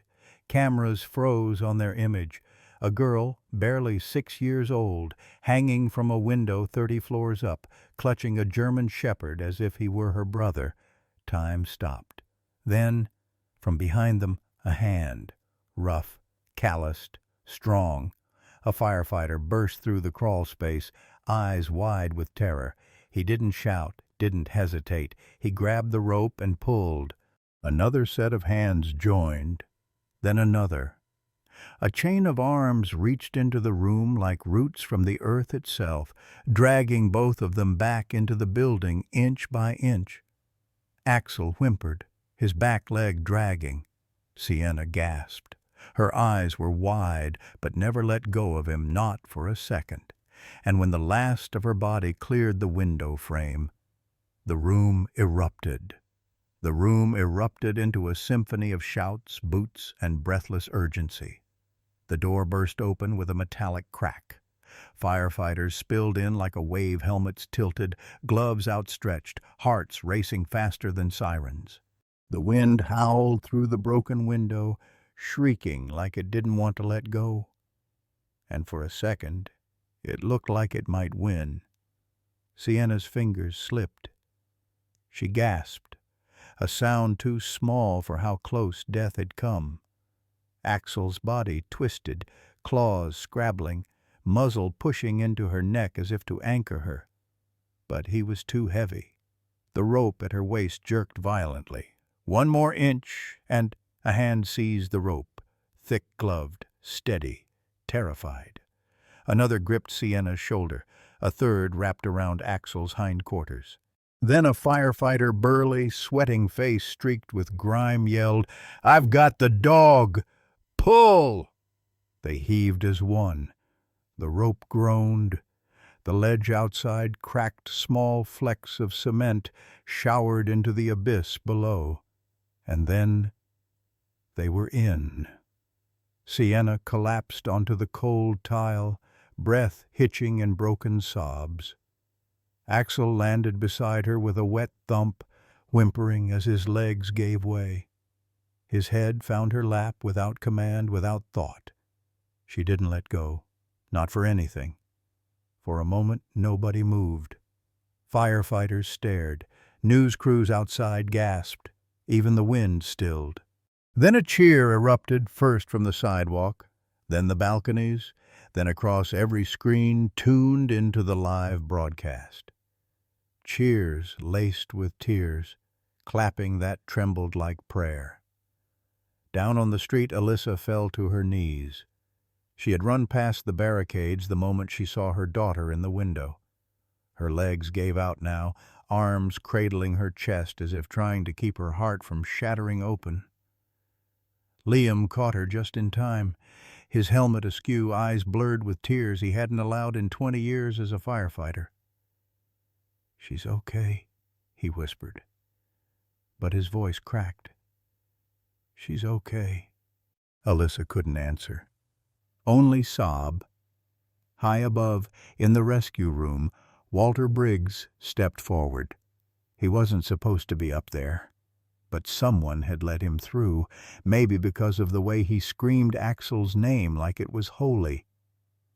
Now, his weathered hands hovered inches above the German shepherd's head. He didn't touch. Not yet. His lips trembled. "Axel," he rasped. "You came back for me." Axel opened one eye, weakly, but it was enough. Walter dropped to his knees and wept into his hands. For the dog who remembered when he forgot. For the girl who heard what no one else could. For a second chance that the world had almost missed. Firefighters wrapped Sienna in a silver emergency blanket. Someone handed her a bottle of water. A medic tried checking her pulse, but she pulled away gently, still holding Axel, her arms around his neck like a tether to the earth. "He's tired," she whispered. "Let him rest." One of the firemen, tough, mid-40s, soot on his cheeks, looked at her like she wasn't just a little girl anymore. "You did good, kid." Sienna nodded once. Not proud, just certain. She looked out the window again. The wind still howled, but the danger had passed. The scaffold lay twisted on the street below, harmless now, like a snake after shedding its fangs. "I wasn't scared," she said quietly. Then she added with a small, almost broken smile, "He told me I didn't have to be." And no one questioned who he was. The world came knocking. Before sunrise, the front door buzzed with journalists. Flashing lights and microphones wielded like spears of curiosity. Satellite vans lined the sidewalk like metal elephants. Headlines screamed in all caps across morning broadcasts. "Girl saves police dog from 30 floors up." "6-year-old hero or miracle child?" "Who is Sienna Harper?" Inside the 20th floor apartment, however, there was only quiet. No interviews, no staged photos. Just Sienna, curled under a quilt on the living room couch, hair still damp from her post-rescue bath, Axel's massive frame stretched out beside her like a furry sentinel. The German shepherd barely moved, only shifting his weight to rest his muzzle against her small foot. Alyssa sat nearby, staring blankly at the TV with the volume muted. Liam stood by the window, phone in hand, fielding call after call from the fire department, the mayor's office, the press. But none of that mattered. Sienna hadn't spoken all morning. She hadn't cried either. She just sat there, sketchpad in her lap, a stubby pencil dancing between her fingers, drawing something slowly, purposefully, until finally, without lifting her head, she said softly, "Axel spoke to me." Alyssa blinked. "Sweetheart, you mean he barked?" Sienna shook her head. "No, not words." Her voice was clear now, not confused, just certain. "It was like dreams. But while I was awake, I saw pictures." She turned the sketchpad around. On it, a wooden dining table, a cluttered one, a water glass, a framed photo, and a bottle of pills half spilled across the surface, their label blurry but unmistakable. Alyssa's hand went to her mouth. Liam took the pad, stared, then looked at Sienna. "Where did you see this?" "From Axel," she said simply. "He showed me. Before anyone knew anything." Her pencil moved again. A new page. She began tracing a staircase. A dog at the top. A man on the floor. Walter. His face was drawn with careful lines, creased and weary, a hand on his chest, eyes half-lidded in pain, and Axel, beside him, barking up at a locked door. "He fell," Sienna said, voice dropping. "Axel knew. He ran out, but no one believed him, because he's not supposed to be outside." Alyssa leaned in, eyes welling. "And you saw that?" "In here," Sienna tapped her temple, then her heart. "Both." Axel's tail thumped once, not loudly, but as if in answer. Liam sat beside her, pulling her into his side. "Sienna, no one told you any of this?" She shook her head. "I think Axel was scared, not just of falling. He was scared no one would remember Walter." A silence settled in the room, heavy, sacred. Then Liam whispered, "We have to tell him." That evening, Walter Briggs sat on their living room armchair. The former K-9 officer wore a coat 2 sizes too big and a grief that hung like a second skin. But when he saw the drawing, his breath hitched. He began, then stopped. He touched the sketched pills, his fingers trembling. "That's my table." Alyssa nodded. "She drew it this morning. No one showed her photos." Walter closed his eyes. "Caroline always reminded me to take them. After she passed, I forgot. Sometimes I'd hear Axel bark and I'd remember again. That night I didn't." His voice cracked. "I collapsed by the door. Axel saw. He knew. He went out alone." Liam put a hand on Walter's shoulder. The old man didn't brush it away. Sienna stood, slowly walking to Axel. She kneeled beside him, resting her forehead against his. "You didn't forget," she whispered. "You remembered him." Axel gave one soft, tired huff. His tail brushed the floor again. Walter's hand covered his muzzle, and for a long time none of them spoke. They didn't need to, because sometimes the most important stories are the ones told without sound. The heater clicked on with a soft thud. Outside the apartment windows, The sky was the color of ash winter pressing itself against the glass with quiet persistence. But inside the Harper home, a different kind of cold lingered, the kind that sits in the lungs of those who've been holding their breath too long. Walter sat at the edge of the worn couch, his coat folded on his lap, one hand wrapped tightly around a mug of lukewarm tea. He hadn't taken a sip. Across from him, Sienna sat cross-legged on the floor, her small hands gently stroking Axel's head. The dog lay between them like a bridge between worlds, one of silence, the other of understanding.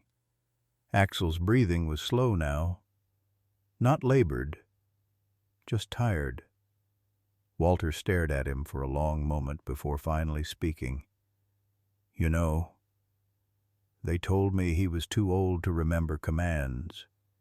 His voice was hoarse, raw. "They said retirement would be good for him. Rest, walks, a soft bed. But I think it broke something in him, or maybe in me."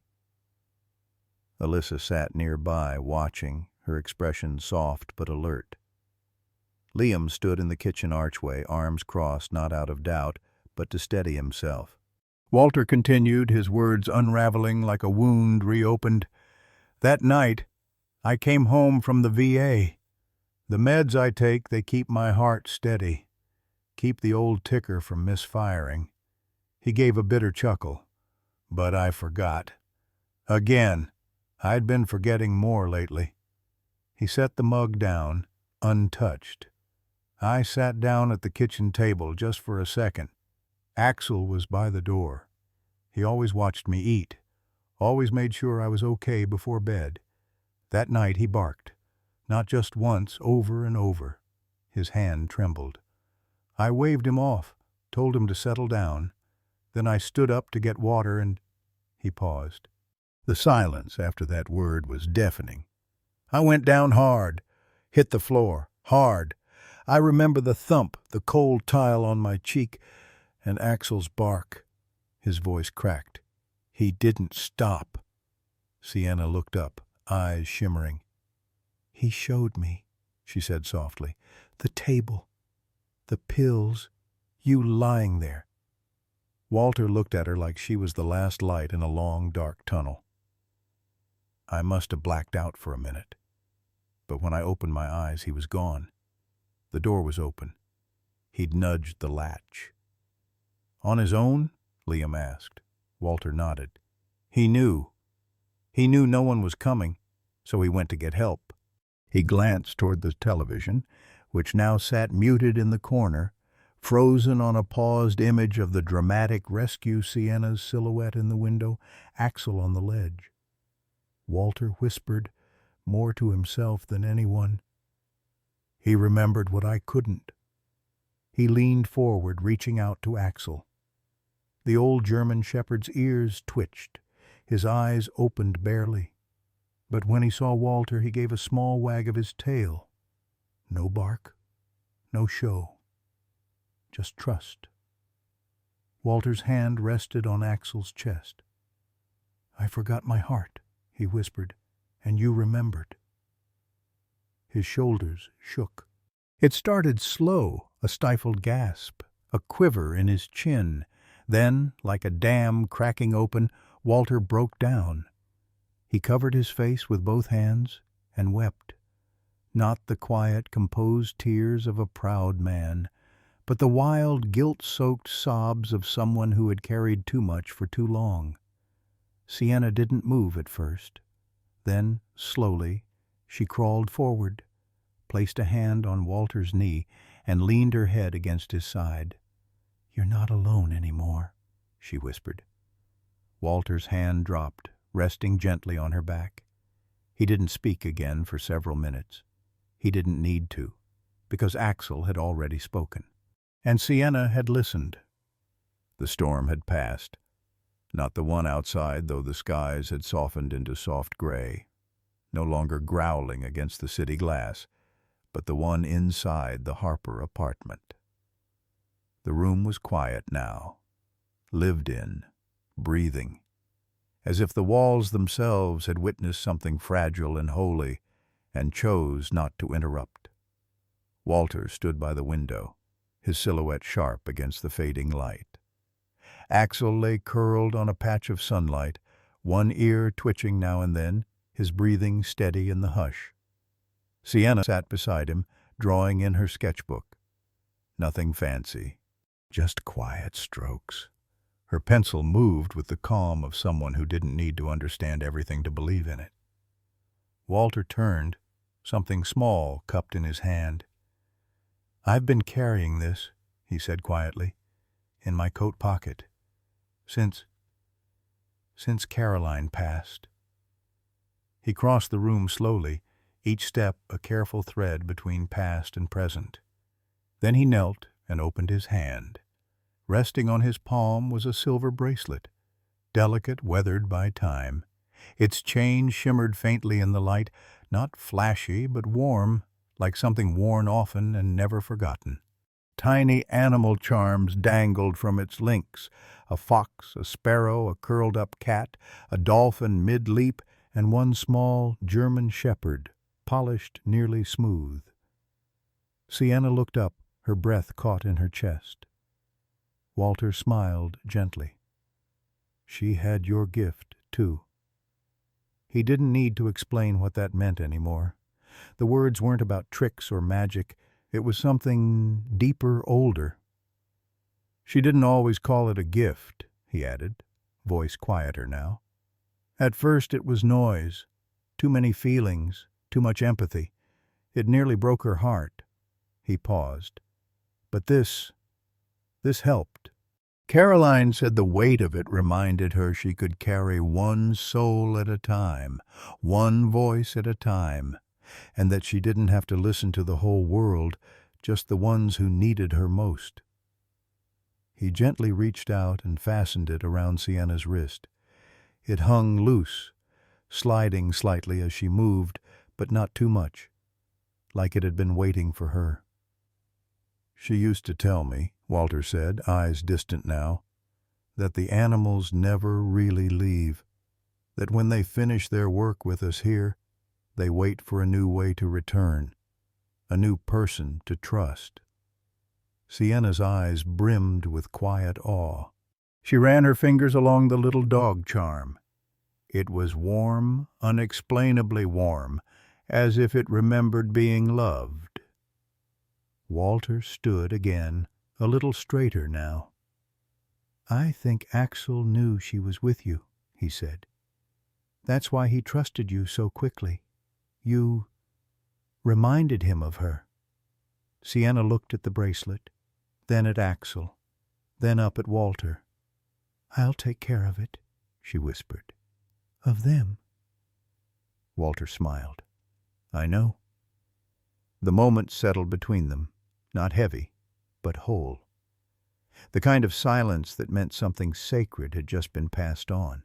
Outside, the last rays of winter sun slipped behind the neighboring building, but inside that room something had been lit, not with fire, but with legacy. The car rolled to a stop at the end of a tree-lined street, where the houses weren't stacked like shoeboxes, and the air smelled more like pine needles than exhaust fumes.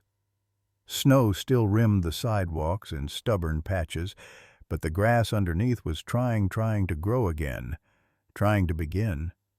Alyssa looked up at the house, hands resting gently on the steering wheel. "Well," she murmured, "it has a porch swing." Liam leaned forward from the back seat, where Axel now lay with his chin on Sienna's lap. "It's got a big yard," he added. "No 20-story windows, just dirt, trees, earth."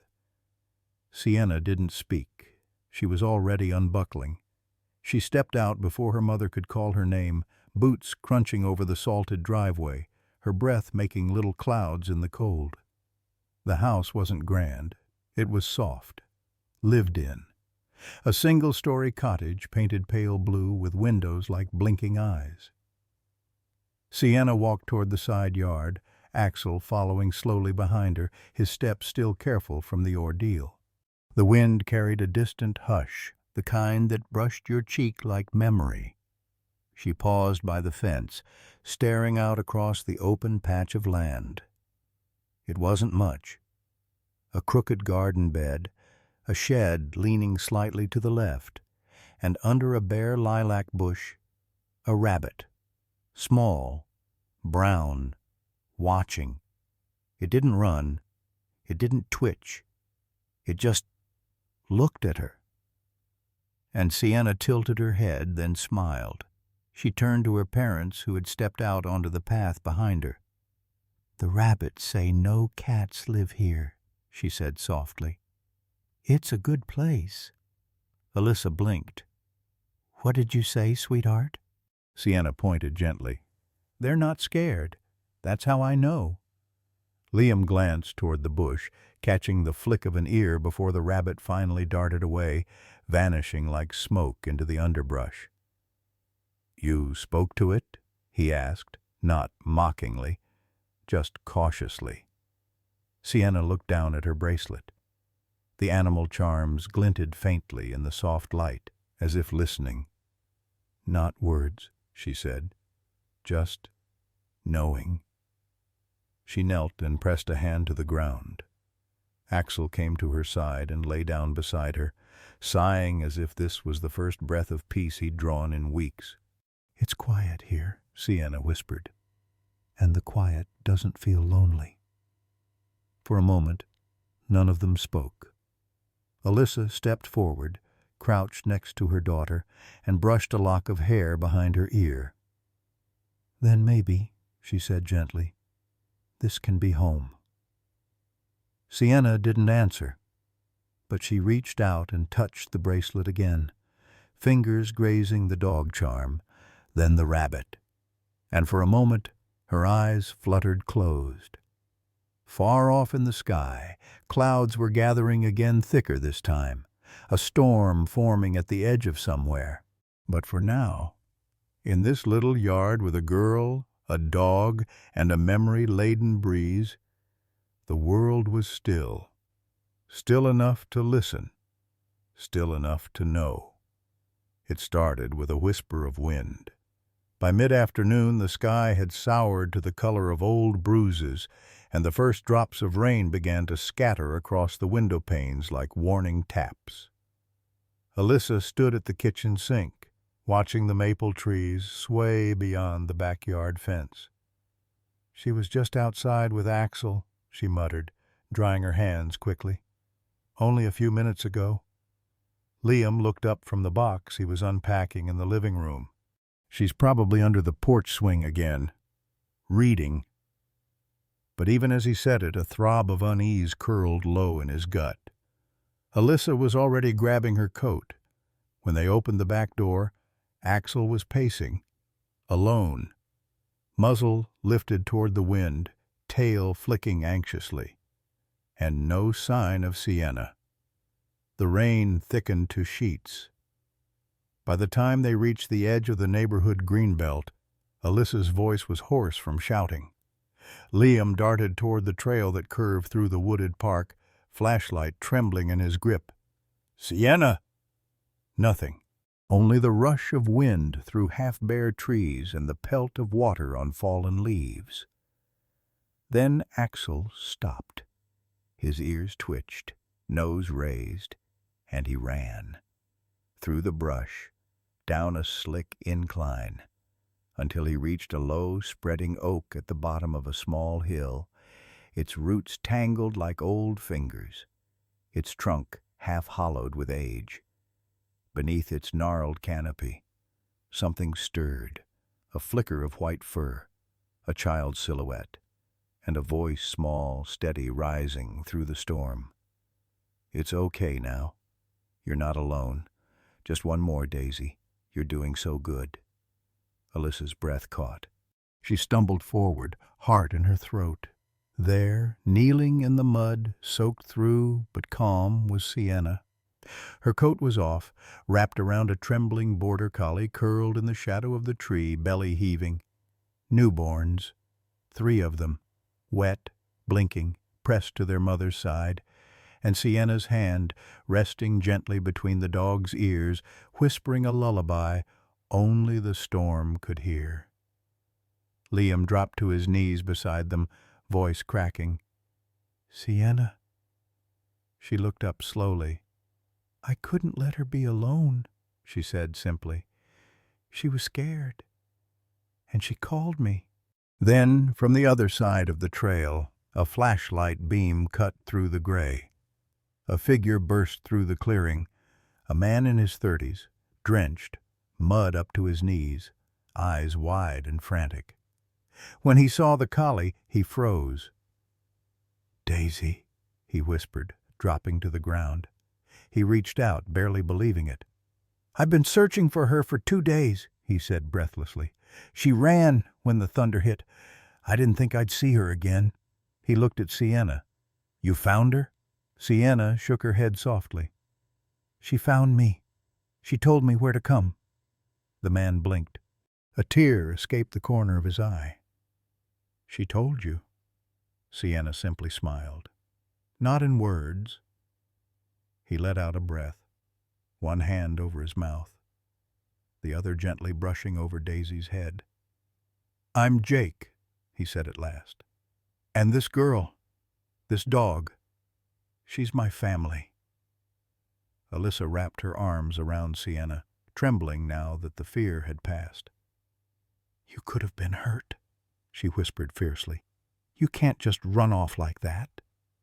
Sienna leaned into her mother's shoulder, mud on her cheeks, but a light in her eyes. "She needed help," she said again. "And I wasn't afraid." They walked back in silence, Jake carrying Daisy wrapped in Liam's jacket. The pups were bundled in a clean blanket someone had left in their car. Axel stayed close to Sienna's side, his body pressed protectively against her leg. At the edge of the park, Jake turned to Sienna. "You're the girl from the building," he said softly. "The one with the dog in the sky." Sienna blinked. Jake smiled, not expecting an answer. "She helped me find her," he said again, nodding toward Daisy. "But you helped her find her way back." Sienna reached down and touched her bracelet. The dog charm felt warm. The rabbit shimmered faintly in the wet light. "I just listened," she said. Jake nodded slowly. "Then maybe," he said, eyes damp again, "the world needs more listeners like you." The storm had passed by the time they reached the neighborhood again, leaving everything washed, softened, and strangely quiet. Porch lights flickered on like lanterns in a hushed village. Rain still dripped from the eaves, pooling in shimmering circles along the sidewalks. Sienna walked slowly between her parents, one hand still resting on Axel's back. The other clutched the edge of her damp coat, now wrapped loosely around the towel-swaddled border collie pups nestled against Jake's chest. Daisy followed close behind, limping but steady, her eyes never leaving Sienna. Neighbors peeked from behind curtains. A few open doors, the silhouette of a girl returning home, soaked to the bone, her steps calm, as if she'd walked through more than just rain, carried something more than just a rescue. "She's back," one woman murmured. "That's her, isn't it?" another said. "The girl from the news, the one who saved the dog on the building." Jake turned at the sound of the voices.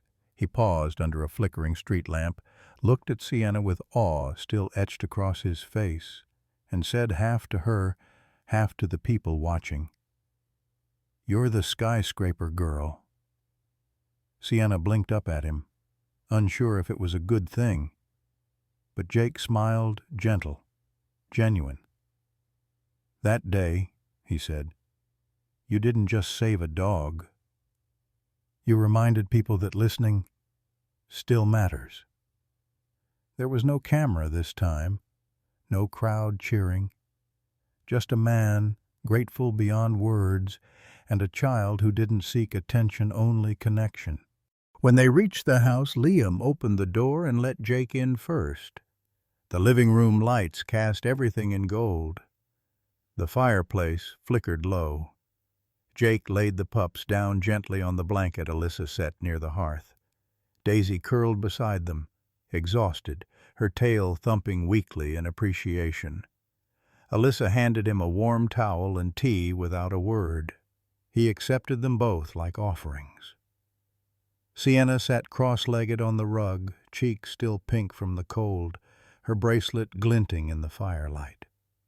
Liam crouched beside her, resting a steady hand on her shoulder. "Can you tell us next time?" he said softly. "I will," she nodded. "I wasn't trying to run away," she added after a pause. "I was trying to get closer." He didn't ask. Closer to what? Somehow he already knew. Later that night, after Jake and Daisy had gone after the pups were dry and resting in a borrowed crate, Alyssa sat beside Liam in the quiet of their kitchen. The storm had left watermarks on the windows. A rabbit watched from the yard, motionless, as if guarding something invisible. "She's not like us," Alyssa whispered, brushing a strand of damp hair from her forehead. Liam didn't speak for a long time. Then he said with a breath that trembled slightly, "She's not just gifted, Liz." He looked down the hallway, where their daughter was humming softly, as Axel snored beside her bed. "She's destined." Alyssa closed her eyes, not with fear, but with reverence.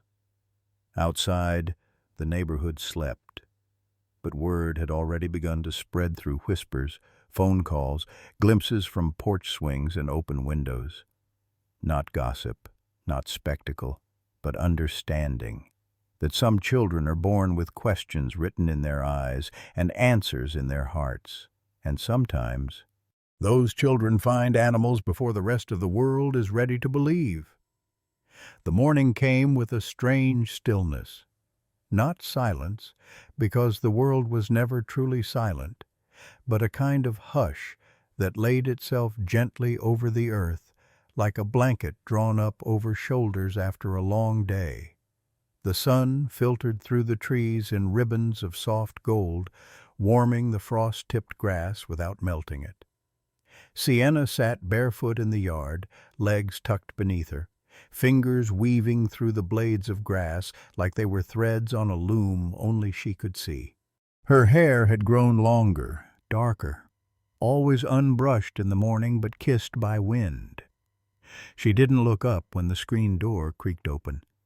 She didn't have to, because she felt it. A shift in the air, a presence familiar, heavy with time, but warm. Axel. He limped slowly out onto the porch. His once proud gait now bore the weight of years and service. Gray had settled around his muzzle like snow refusing to melt. But his eyes were still steady, still clear, still searching for her. Sienna turned her head and smiled. "You came," she said softly. No surprise, no excitement, just a truth spoken aloud. Axel padded forward, each step careful. His breath was deeper now, heavier, the kind of breath that came not from pain, but from knowing there were fewer steps left to take. His tail wagged once soft, like a sigh, and then he settled beside her, not at her feet, but beside her heart, head resting against her leg, chest rising slow. Sienna's fingers moved from grass to fur, and she whispered, "You came to say goodbye, didn't you?" From the kitchen window, Alyssa watched. The tea kettle was just beginning to hum behind her, forgotten. She didn't call out, didn't move, because some goodbyes, you don't interrupt, you just bear witness. Liam stepped onto the porch. His boots made no sound as he leaned against the frame, watching his daughter and the dog who had once dangled 30 stories above the city. He remembered that day, the scream, the binoculars, the crowd, the leap. But this moment, this quiet morning with no headlines, no noise, just breath and time and reverence was somehow even bigger. He cleared his throat once, then stopped himself, and just sat down on the porch steps, hands clasped. Axel shifted slightly, nudging his head further into Sienna's lap. She stroked his ears slowly, not to comfort him, but to remember him. "I had a dream last night," she said, her voice almost lost in the breeze. "You were running across a field. But you weren't running away. You were running ahead, like you wanted me to follow." Axel's eyes fluttered open. She smiled. "It's okay. You don't have to wait anymore." Around them, the world moved gently. A bird hopped across the garden stones. The wind tugged at the swing set with a lonely creak. But none of it felt sad. It felt peaceful, as if the earth itself was pausing for a heartbeat, to say thank you. When the sun climbed just high enough to cast shadows across Axel's back, he lifted his head one last time, looked into her eyes, and she into his. No fear, no pain, just knowing, just love. She leaned down and kissed the top of his head. "Go ahead," she whispered. "I'll hear you again soon." And with a sigh, soft as leaves falling, Axel closed his eyes. He did not pass then. He stayed there, dozing beside her for hours, until the day's light had shifted, until the tea on the porch had grown cold, until Sienna stood and whispered something no one else could hear. And then, finally, he rose, not with difficulty, but with grace. He turned once, looked back then, walked toward the trees at the edge of the yard, each step lighter, until the last one didn't leave a mark. That night, Sienna didn't cry. She just lay in bed, fingers tracing the charms on her bracelet. A tiny dog, a heart, a feather. And in the distance, as she closed her eyes, she heard it again. A bark not loud, not urgent, just there, like a hello through the stars. The VA hospital didn't look like a place for dreams. It was a building of beige walls and buzzing fluorescents, long hallways lined with handrails and wheelchairs. The air carried the scent of rubbing alcohol and bitter coffee. Most of the veterans here had long stopped believing in magic replacing it, instead with routine. Group therapy at 9, medication at 12, silence by 8.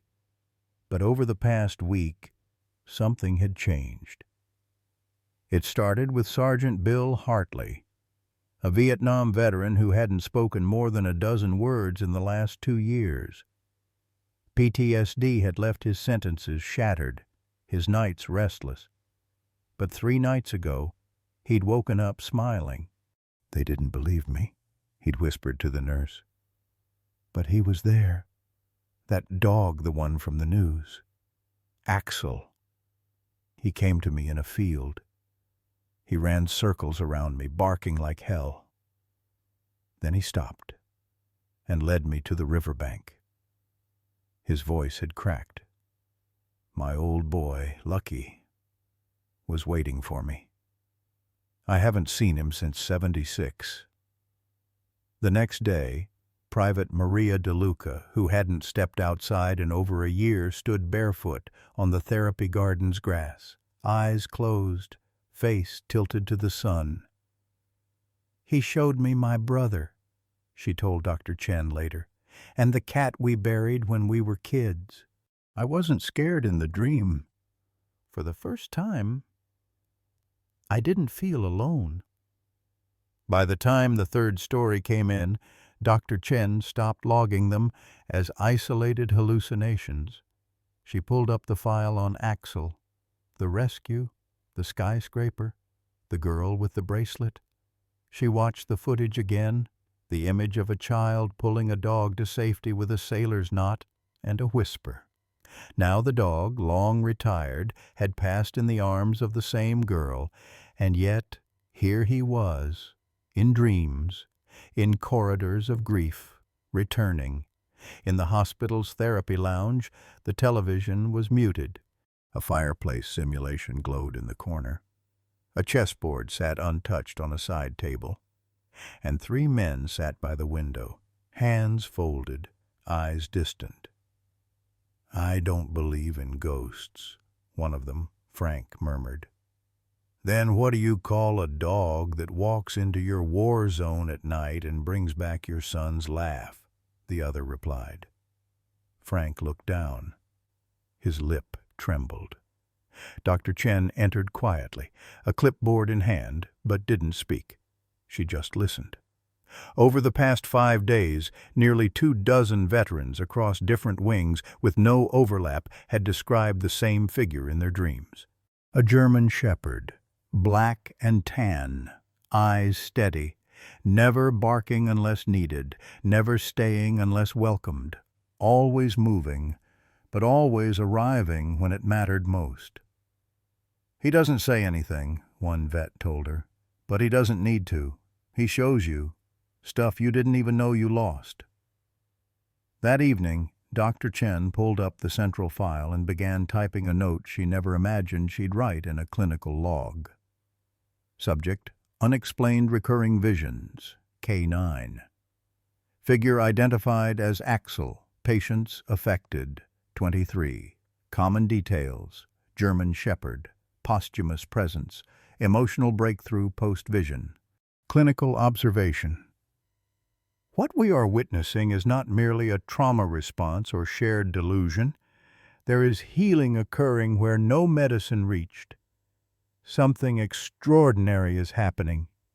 She paused. Deleted extraordinary. Typed it again.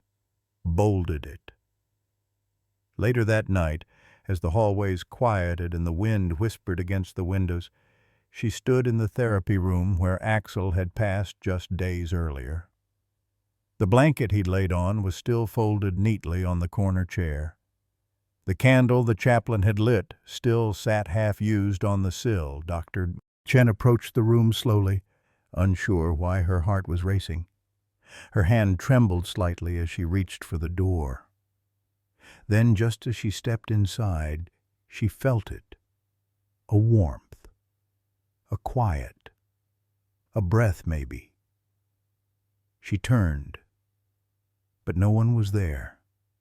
No footsteps, no creaks, just the faint sound of something panting, steady, soft, like the heartbeat of the world itself, reminding her some spirits don't leave. They transform. Back at home, Sienna sat cross-legged on her bed, surrounded by animal plushies and sketchbooks. Her bracelet glinted in the moonlight, the tiny dog charm catching the glow. She tilted her head, eyes closed, and smiled. "He's working again," she whispered. "He found his way back." The therapy room smelled faintly of cedar and lavender scents the staff used to soothe the veterans who came here with their ghosts. But tonight, it was different. There were no scheduled sessions, no therapists holding clipboards, no small talk over weak coffee. Only chairs pulled into a circle, veterans seated with straight backs and folded hands, some in uniform, some in robes, all of them waiting. At the center of the room, on a thick woolen blanket, lay Axel. His coat had dulled with age. His breath came slow and deliberate, as though he were counting each one. His chest rose, paused, then fell, then rose again. Beside him sat Sienna, 12 now, taller, quieter, but the same soft, fierce soul that once crawled through metal tunnels to save him. She didn't speak, just ran her fingers along the fur behind his ear in a slow, rhythmic motion. Axel leaned into her touch, Around them, therapy dogs rested silently beside their human partners. Some curled at their feet, others sitting with alert eyes, as if they too understood what this moment meant. Walter Briggs stood in the back, cane in hand, tears already welling. "He was never just mine," he whispered to no one in particular. "He belonged to something bigger." No one disagreed. Dr. Chen entered, not as a doctor tonight, but as a witness. She didn't ask anyone to prepare. No monitors, no IV drips, just presence. She knelt by Axel's head and placed her hand gently on his shoulder. "He gave us all something," she said quietly, "even if we didn't know we needed it." The air in the room felt different now, heavier, but not oppressive, more like a weighted blanket pulled over the soul. Axel shifted slightly. His eyes opened, not wide, not startled, but calm, as if he were remembering something beautiful. Then he turned his head and looked at her. That single glance contained more than any language could hold. All the mornings they'd spent walking quietly through the park. All the nights she whispered into his fur about dreams she didn't yet understand. All the times he'd sat at the edge of her bed while she cried, offering only silence and presence. His eyes locked onto hers, and something unspoken passed between them. Sienna leaned down, her hair brushing his muzzle. She cupped his face gently and said what she'd known she'd have to say someday. "I'll listen for you. Not goodbye, not I'll miss you. Just that. I'll listen for you." His breathing slowed. 3 seconds. 4. Stillness. A stillness that didn't feel like an end. It felt like a sigh finally exhaled after holding it in for years. The room didn't erupt in sobs. No one wailed. There was only silence. A silence so deep it seemed sacred. Some veterans closed their eyes and placed hands over their hearts. Others murmured prayers, some to God, some to the universe, some just to Axel. Walter knelt slowly and pressed his forehead to Axel's paw. "You made it home, boy," he whispered, voice cracking. "You stayed until we did too." Outside the window, the last light of evening faded, and a warm breeze stirred the leaves of the tree outside. A therapy dog golden retriever named Dusty sat up suddenly and wagged its tail toward the window, staring at nothing. Then another barked once, just a soft chuff, and another. Sienna smiled through her tears. "He's saying goodbye," she murmured. "No," said a voice behind her, Jake, the man from the park, who had once found her helping his dog give birth. "He's saying thank you." That night, as they carried Axel's body in a blanket honored like the soldier he was, no one rushed. They walked with reverence, with memory, with gratitude. Back home, in the quiet of her room, Sienna placed the silver charm bracelet on her nightstand. The little dog charm seemed to shimmer under the moonlight. She sat by the window, where the city lights blinked like fireflies. Her eyes scanned the rooftops one more time. Nothing.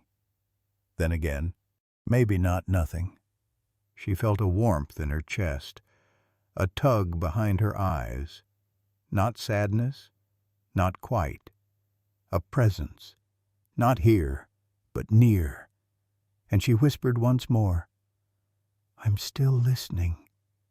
There was a quiet magic to the therapy center in late spring.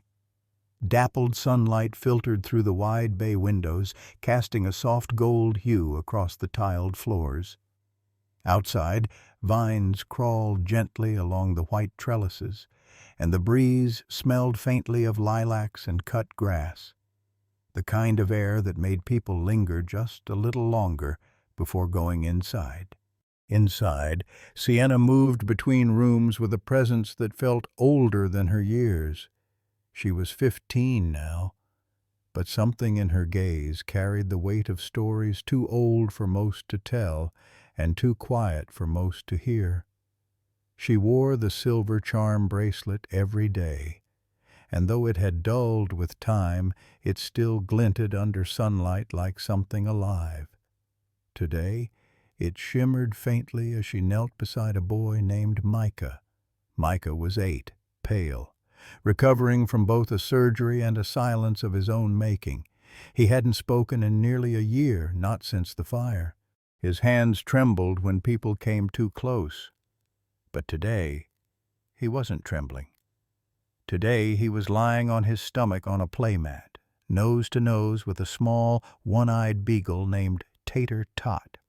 Sienna sat beside them, legs crossed, hands resting loosely on her lap. She didn't speak, she didn't instruct, she simply listened. And the dog leaned closer, and Micah smiled. Outside the room, a therapist named Joy wiped her eyes quietly behind the glass. "I don't know how she does it," she whispered to another staff member. "She doesn't train the animals.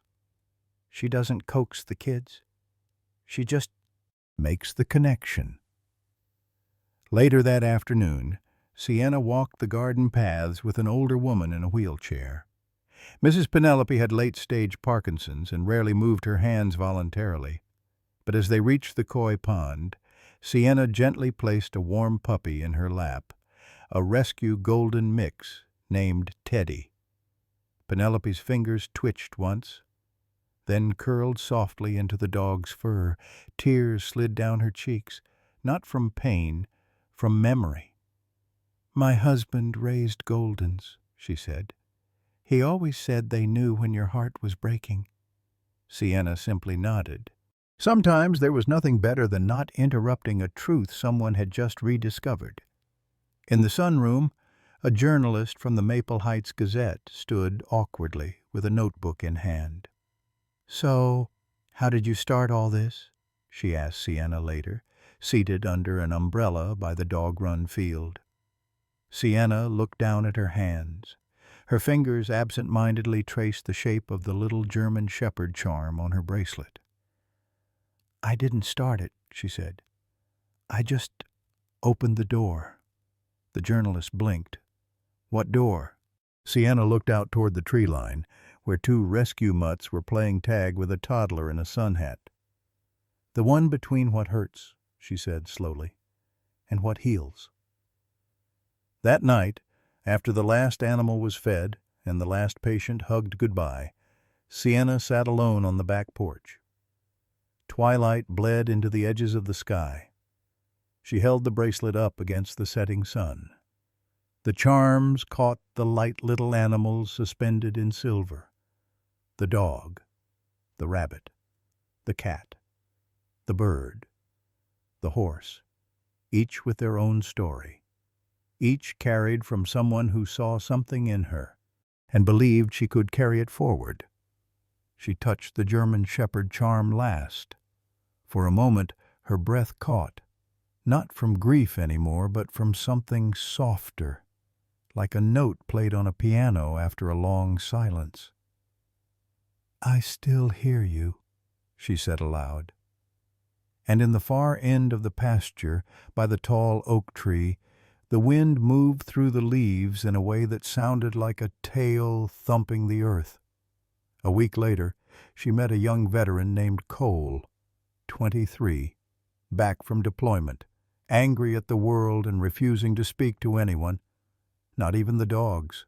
But when they introduced him to Luna, a skittish shepherd mix who flinched at raised voices, something shifted. They didn't talk. They just sat. Hours passed.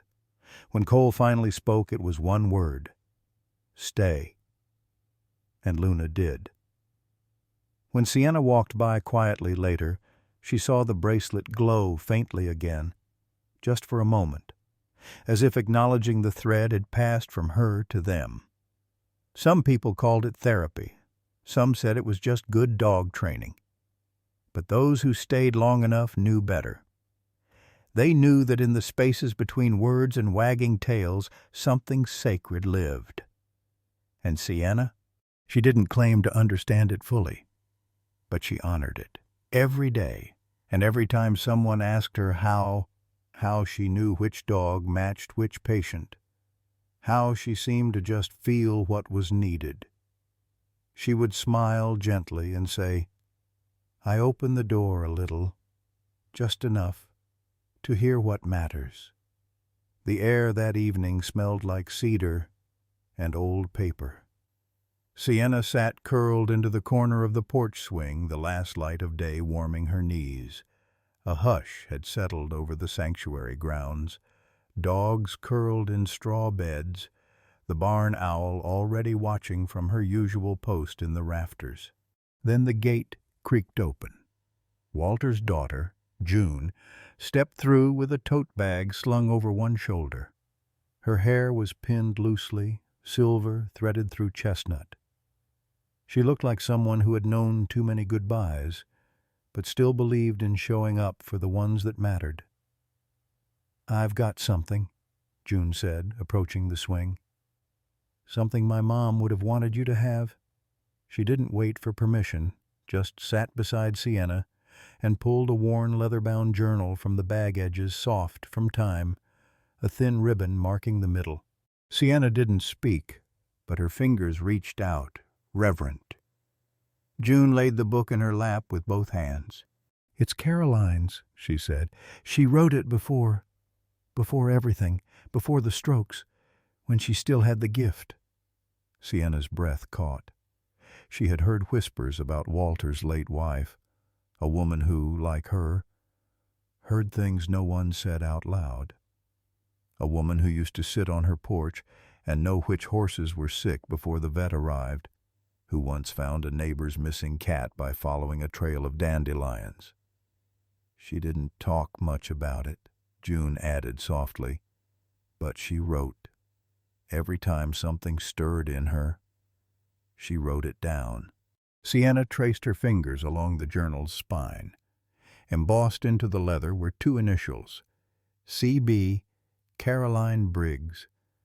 Later, alone in her room, Sienna opened the journal.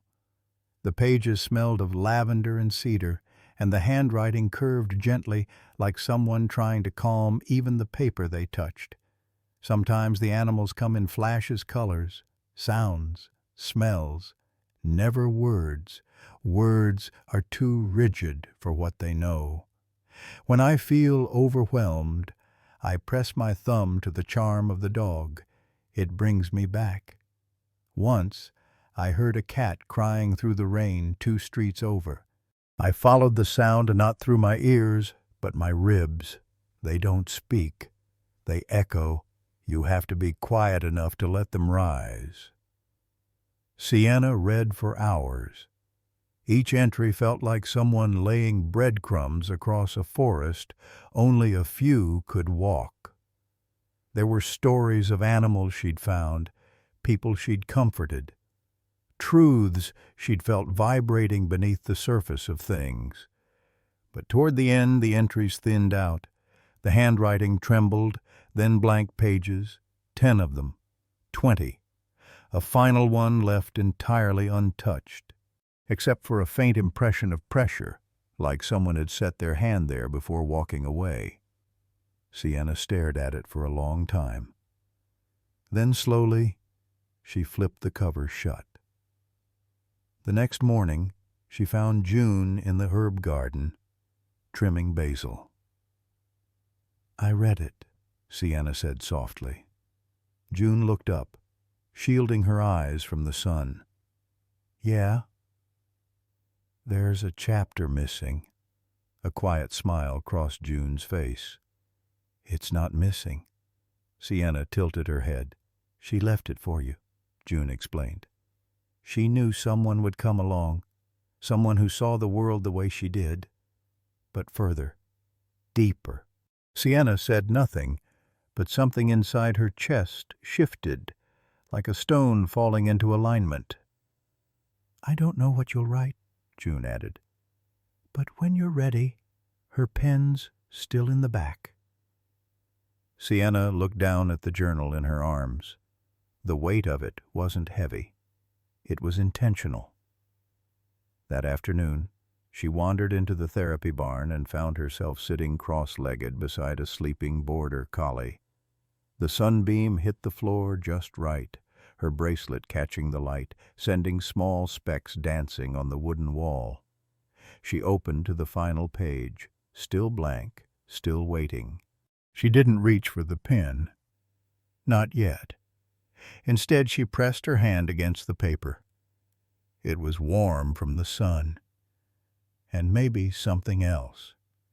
In the weeks that followed, she carried the journal with her. Not to write. To listen. Sometimes, she would sit beside someone holding grief too heavy to name, and the journal would rest quietly on her lap, like a companion. Other times she'd leave it open on the table while watching a dog nudge a trembling child toward laughter. One day a vet named Margot visited with a rescued foal. The foal hadn't made a sound in 3 days. But the moment it saw Sienna, it took 3 cautious steps forward and nudged the book with its nose. That night, Sienna picked up the pen. She didn't think. She just wrote. There's no beginning, because the thread never started. There's no end, because what listens doesn't leave. It lingers in fur, in silence, in the places words can't reach. It is not a gift. It is a responsibility. She paused, then added, I am ready.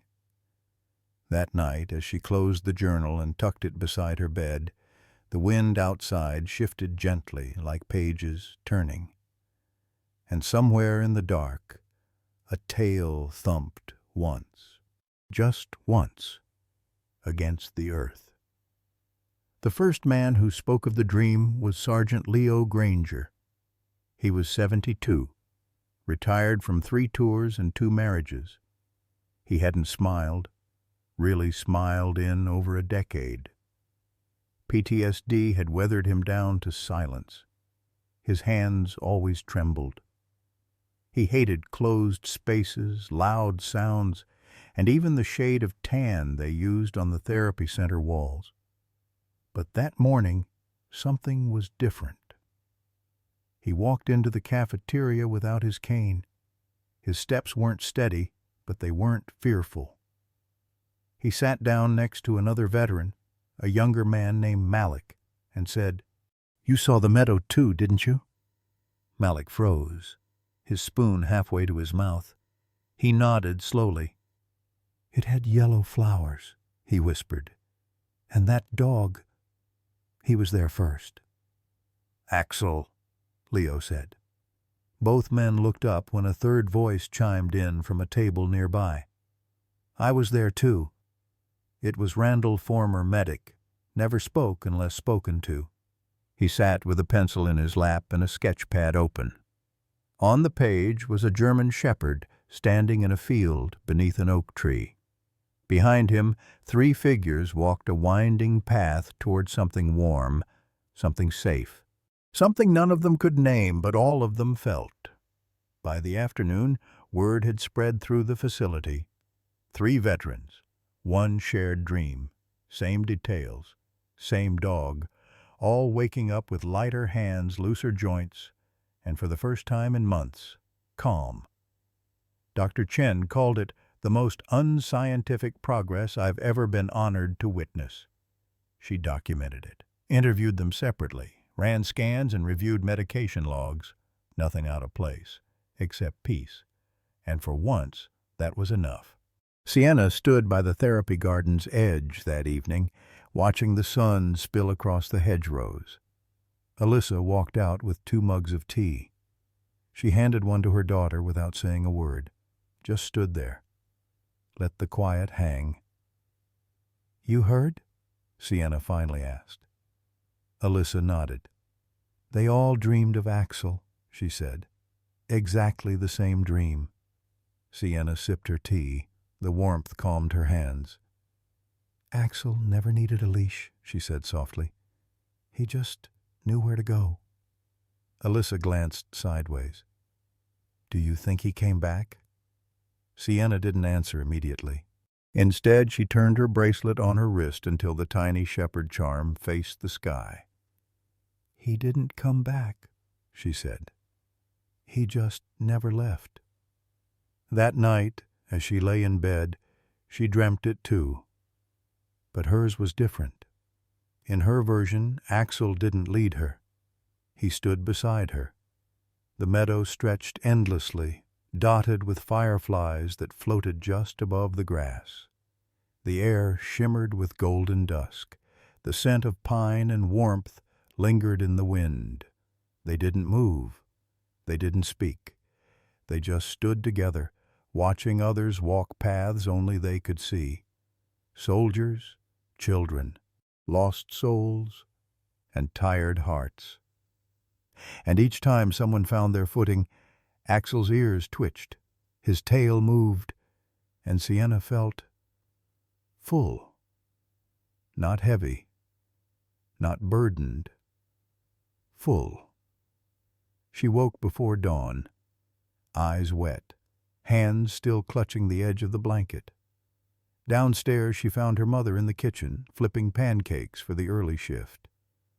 "He's still working," Sienna said, voice low but clear. Alyssa turned. "What do you mean?" "Axel," Sienna said, sitting on the stool. "He's still doing what he was trained to do." Her mother tilted her head. "Helping soldiers?" Sienna shook her head. "No," she whispered. "Saving them." Later that week, they added a new plaque outside the therapy garden, just beneath the oak tree. It read, "Axel Companion, Protector, now walking meadows that only the healed can find." And every time someone sat on the bench nearby and closed their eyes, they swore, for just a second, they heard a distant bark, not loud, not close, but enough to know they weren't alone. The sanctuary didn't have a name. There was no sign, no visiting hours, no website. Just a weathered gate and a footpath that led through wildflowers into something softer than silence, into something alive. It sat behind the farmhouse, under the shade of maples and the open arms of sky. And though it was modest in size, the space had a feeling to it. Like everything, there had permission to exhale. The grass grew in patches, not rows.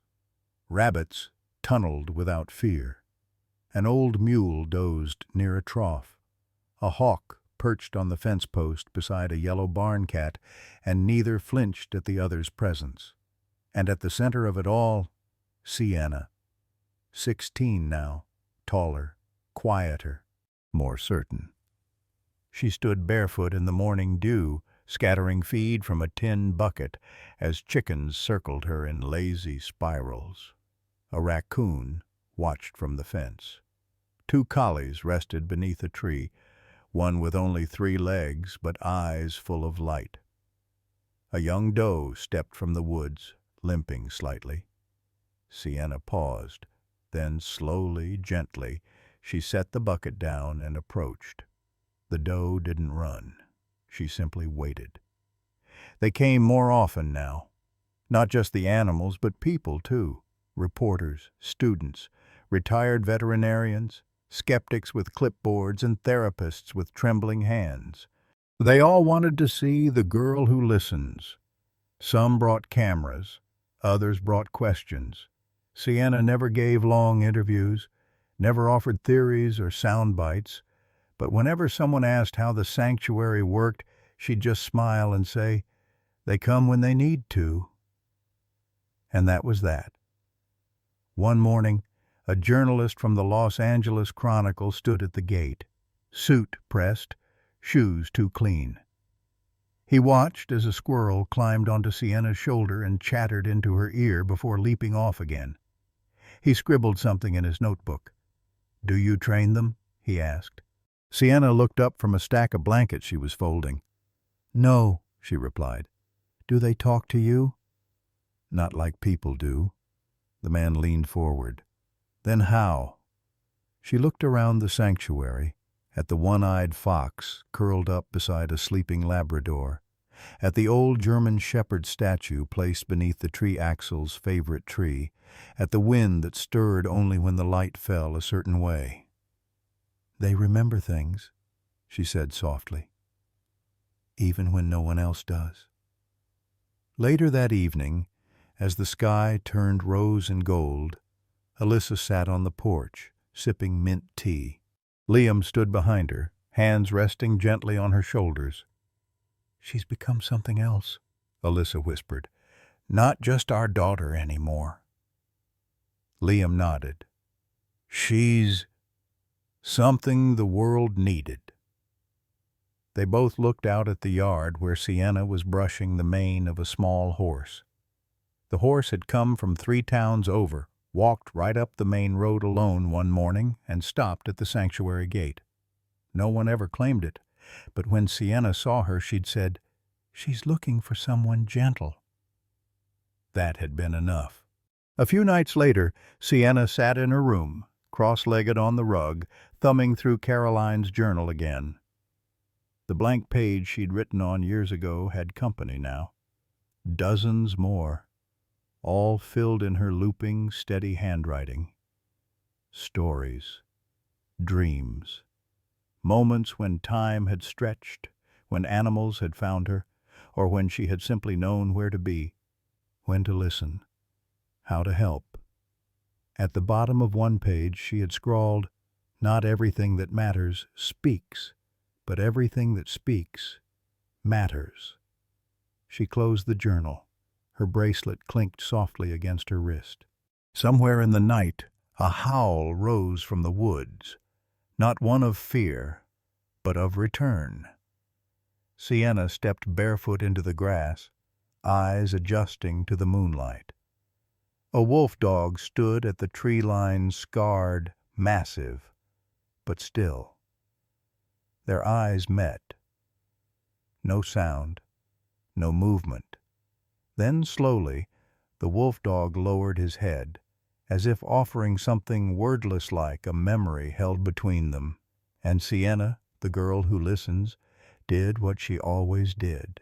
She stepped forward and made room. The house was still, that quiet, deep kind of still where even the trees outside seemed to hold their breath. It was almost midnight. The lights in the sanctuary had gone out one by one. The moon hovered pale above the ridgeline, casting its silver memory over the roof tiles and the wild grass below. Upstairs, in the attic-turned bedroom, Sienna sat alone.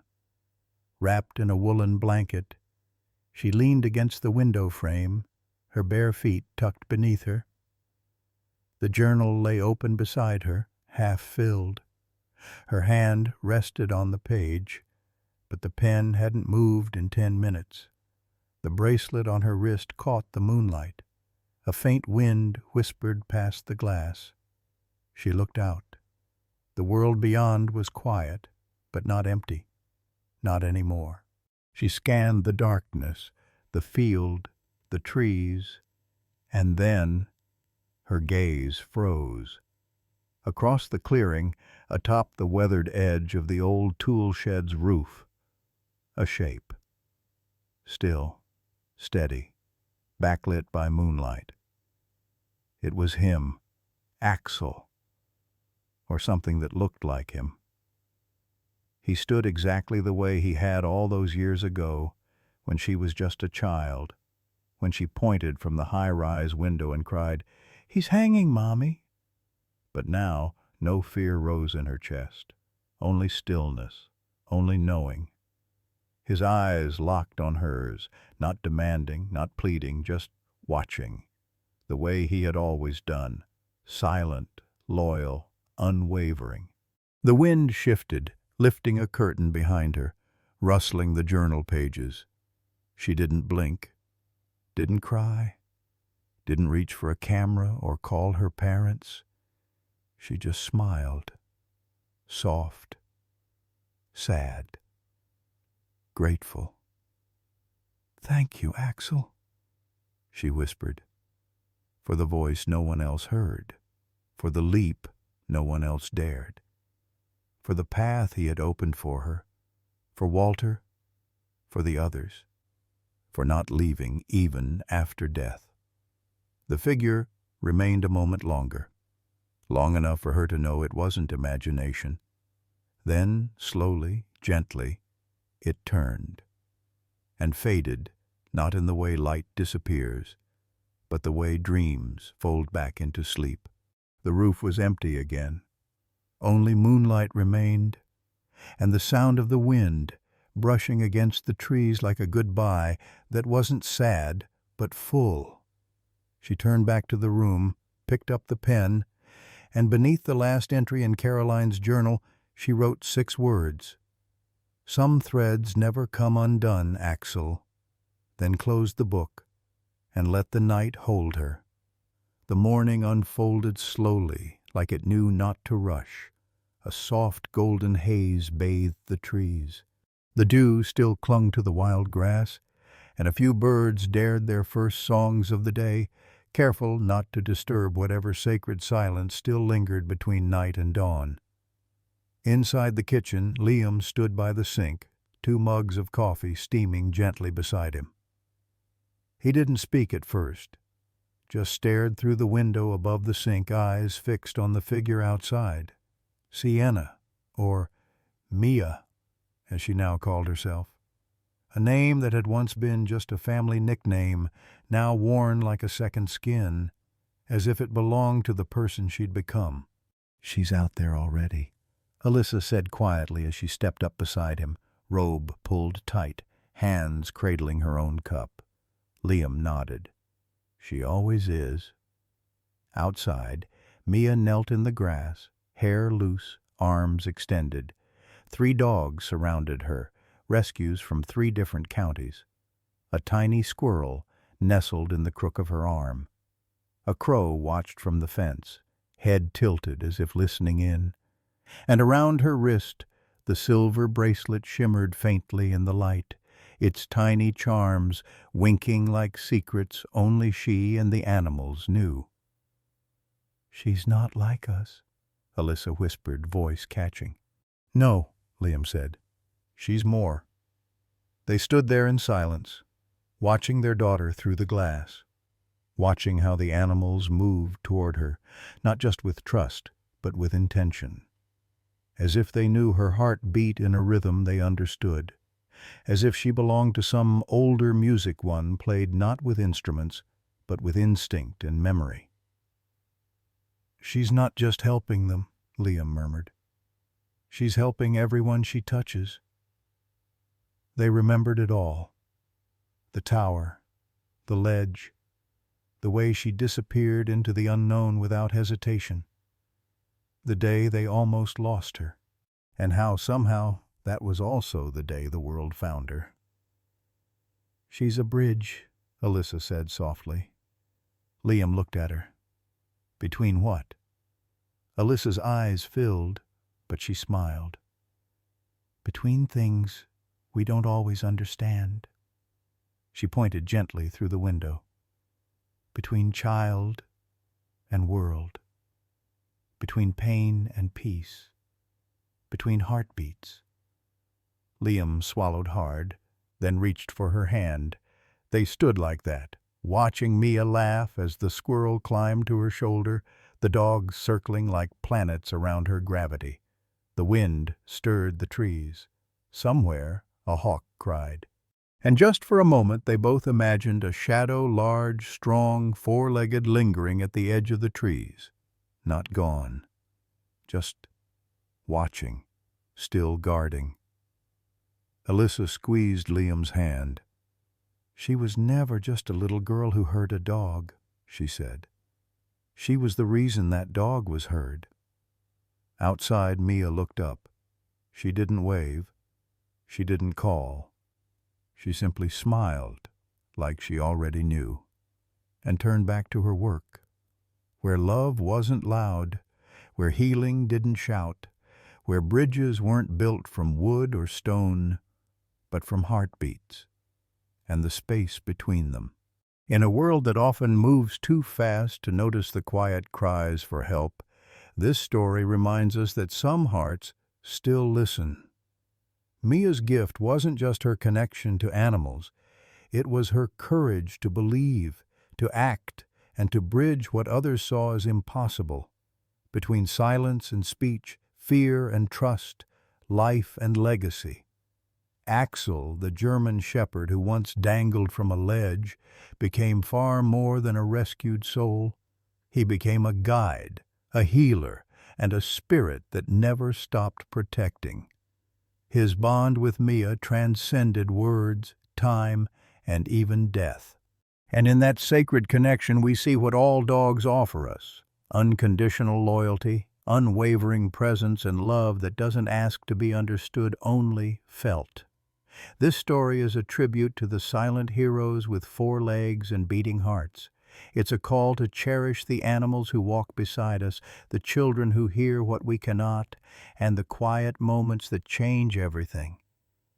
Because sometimes the ones who save us don't speak our language. They just show up and never leave.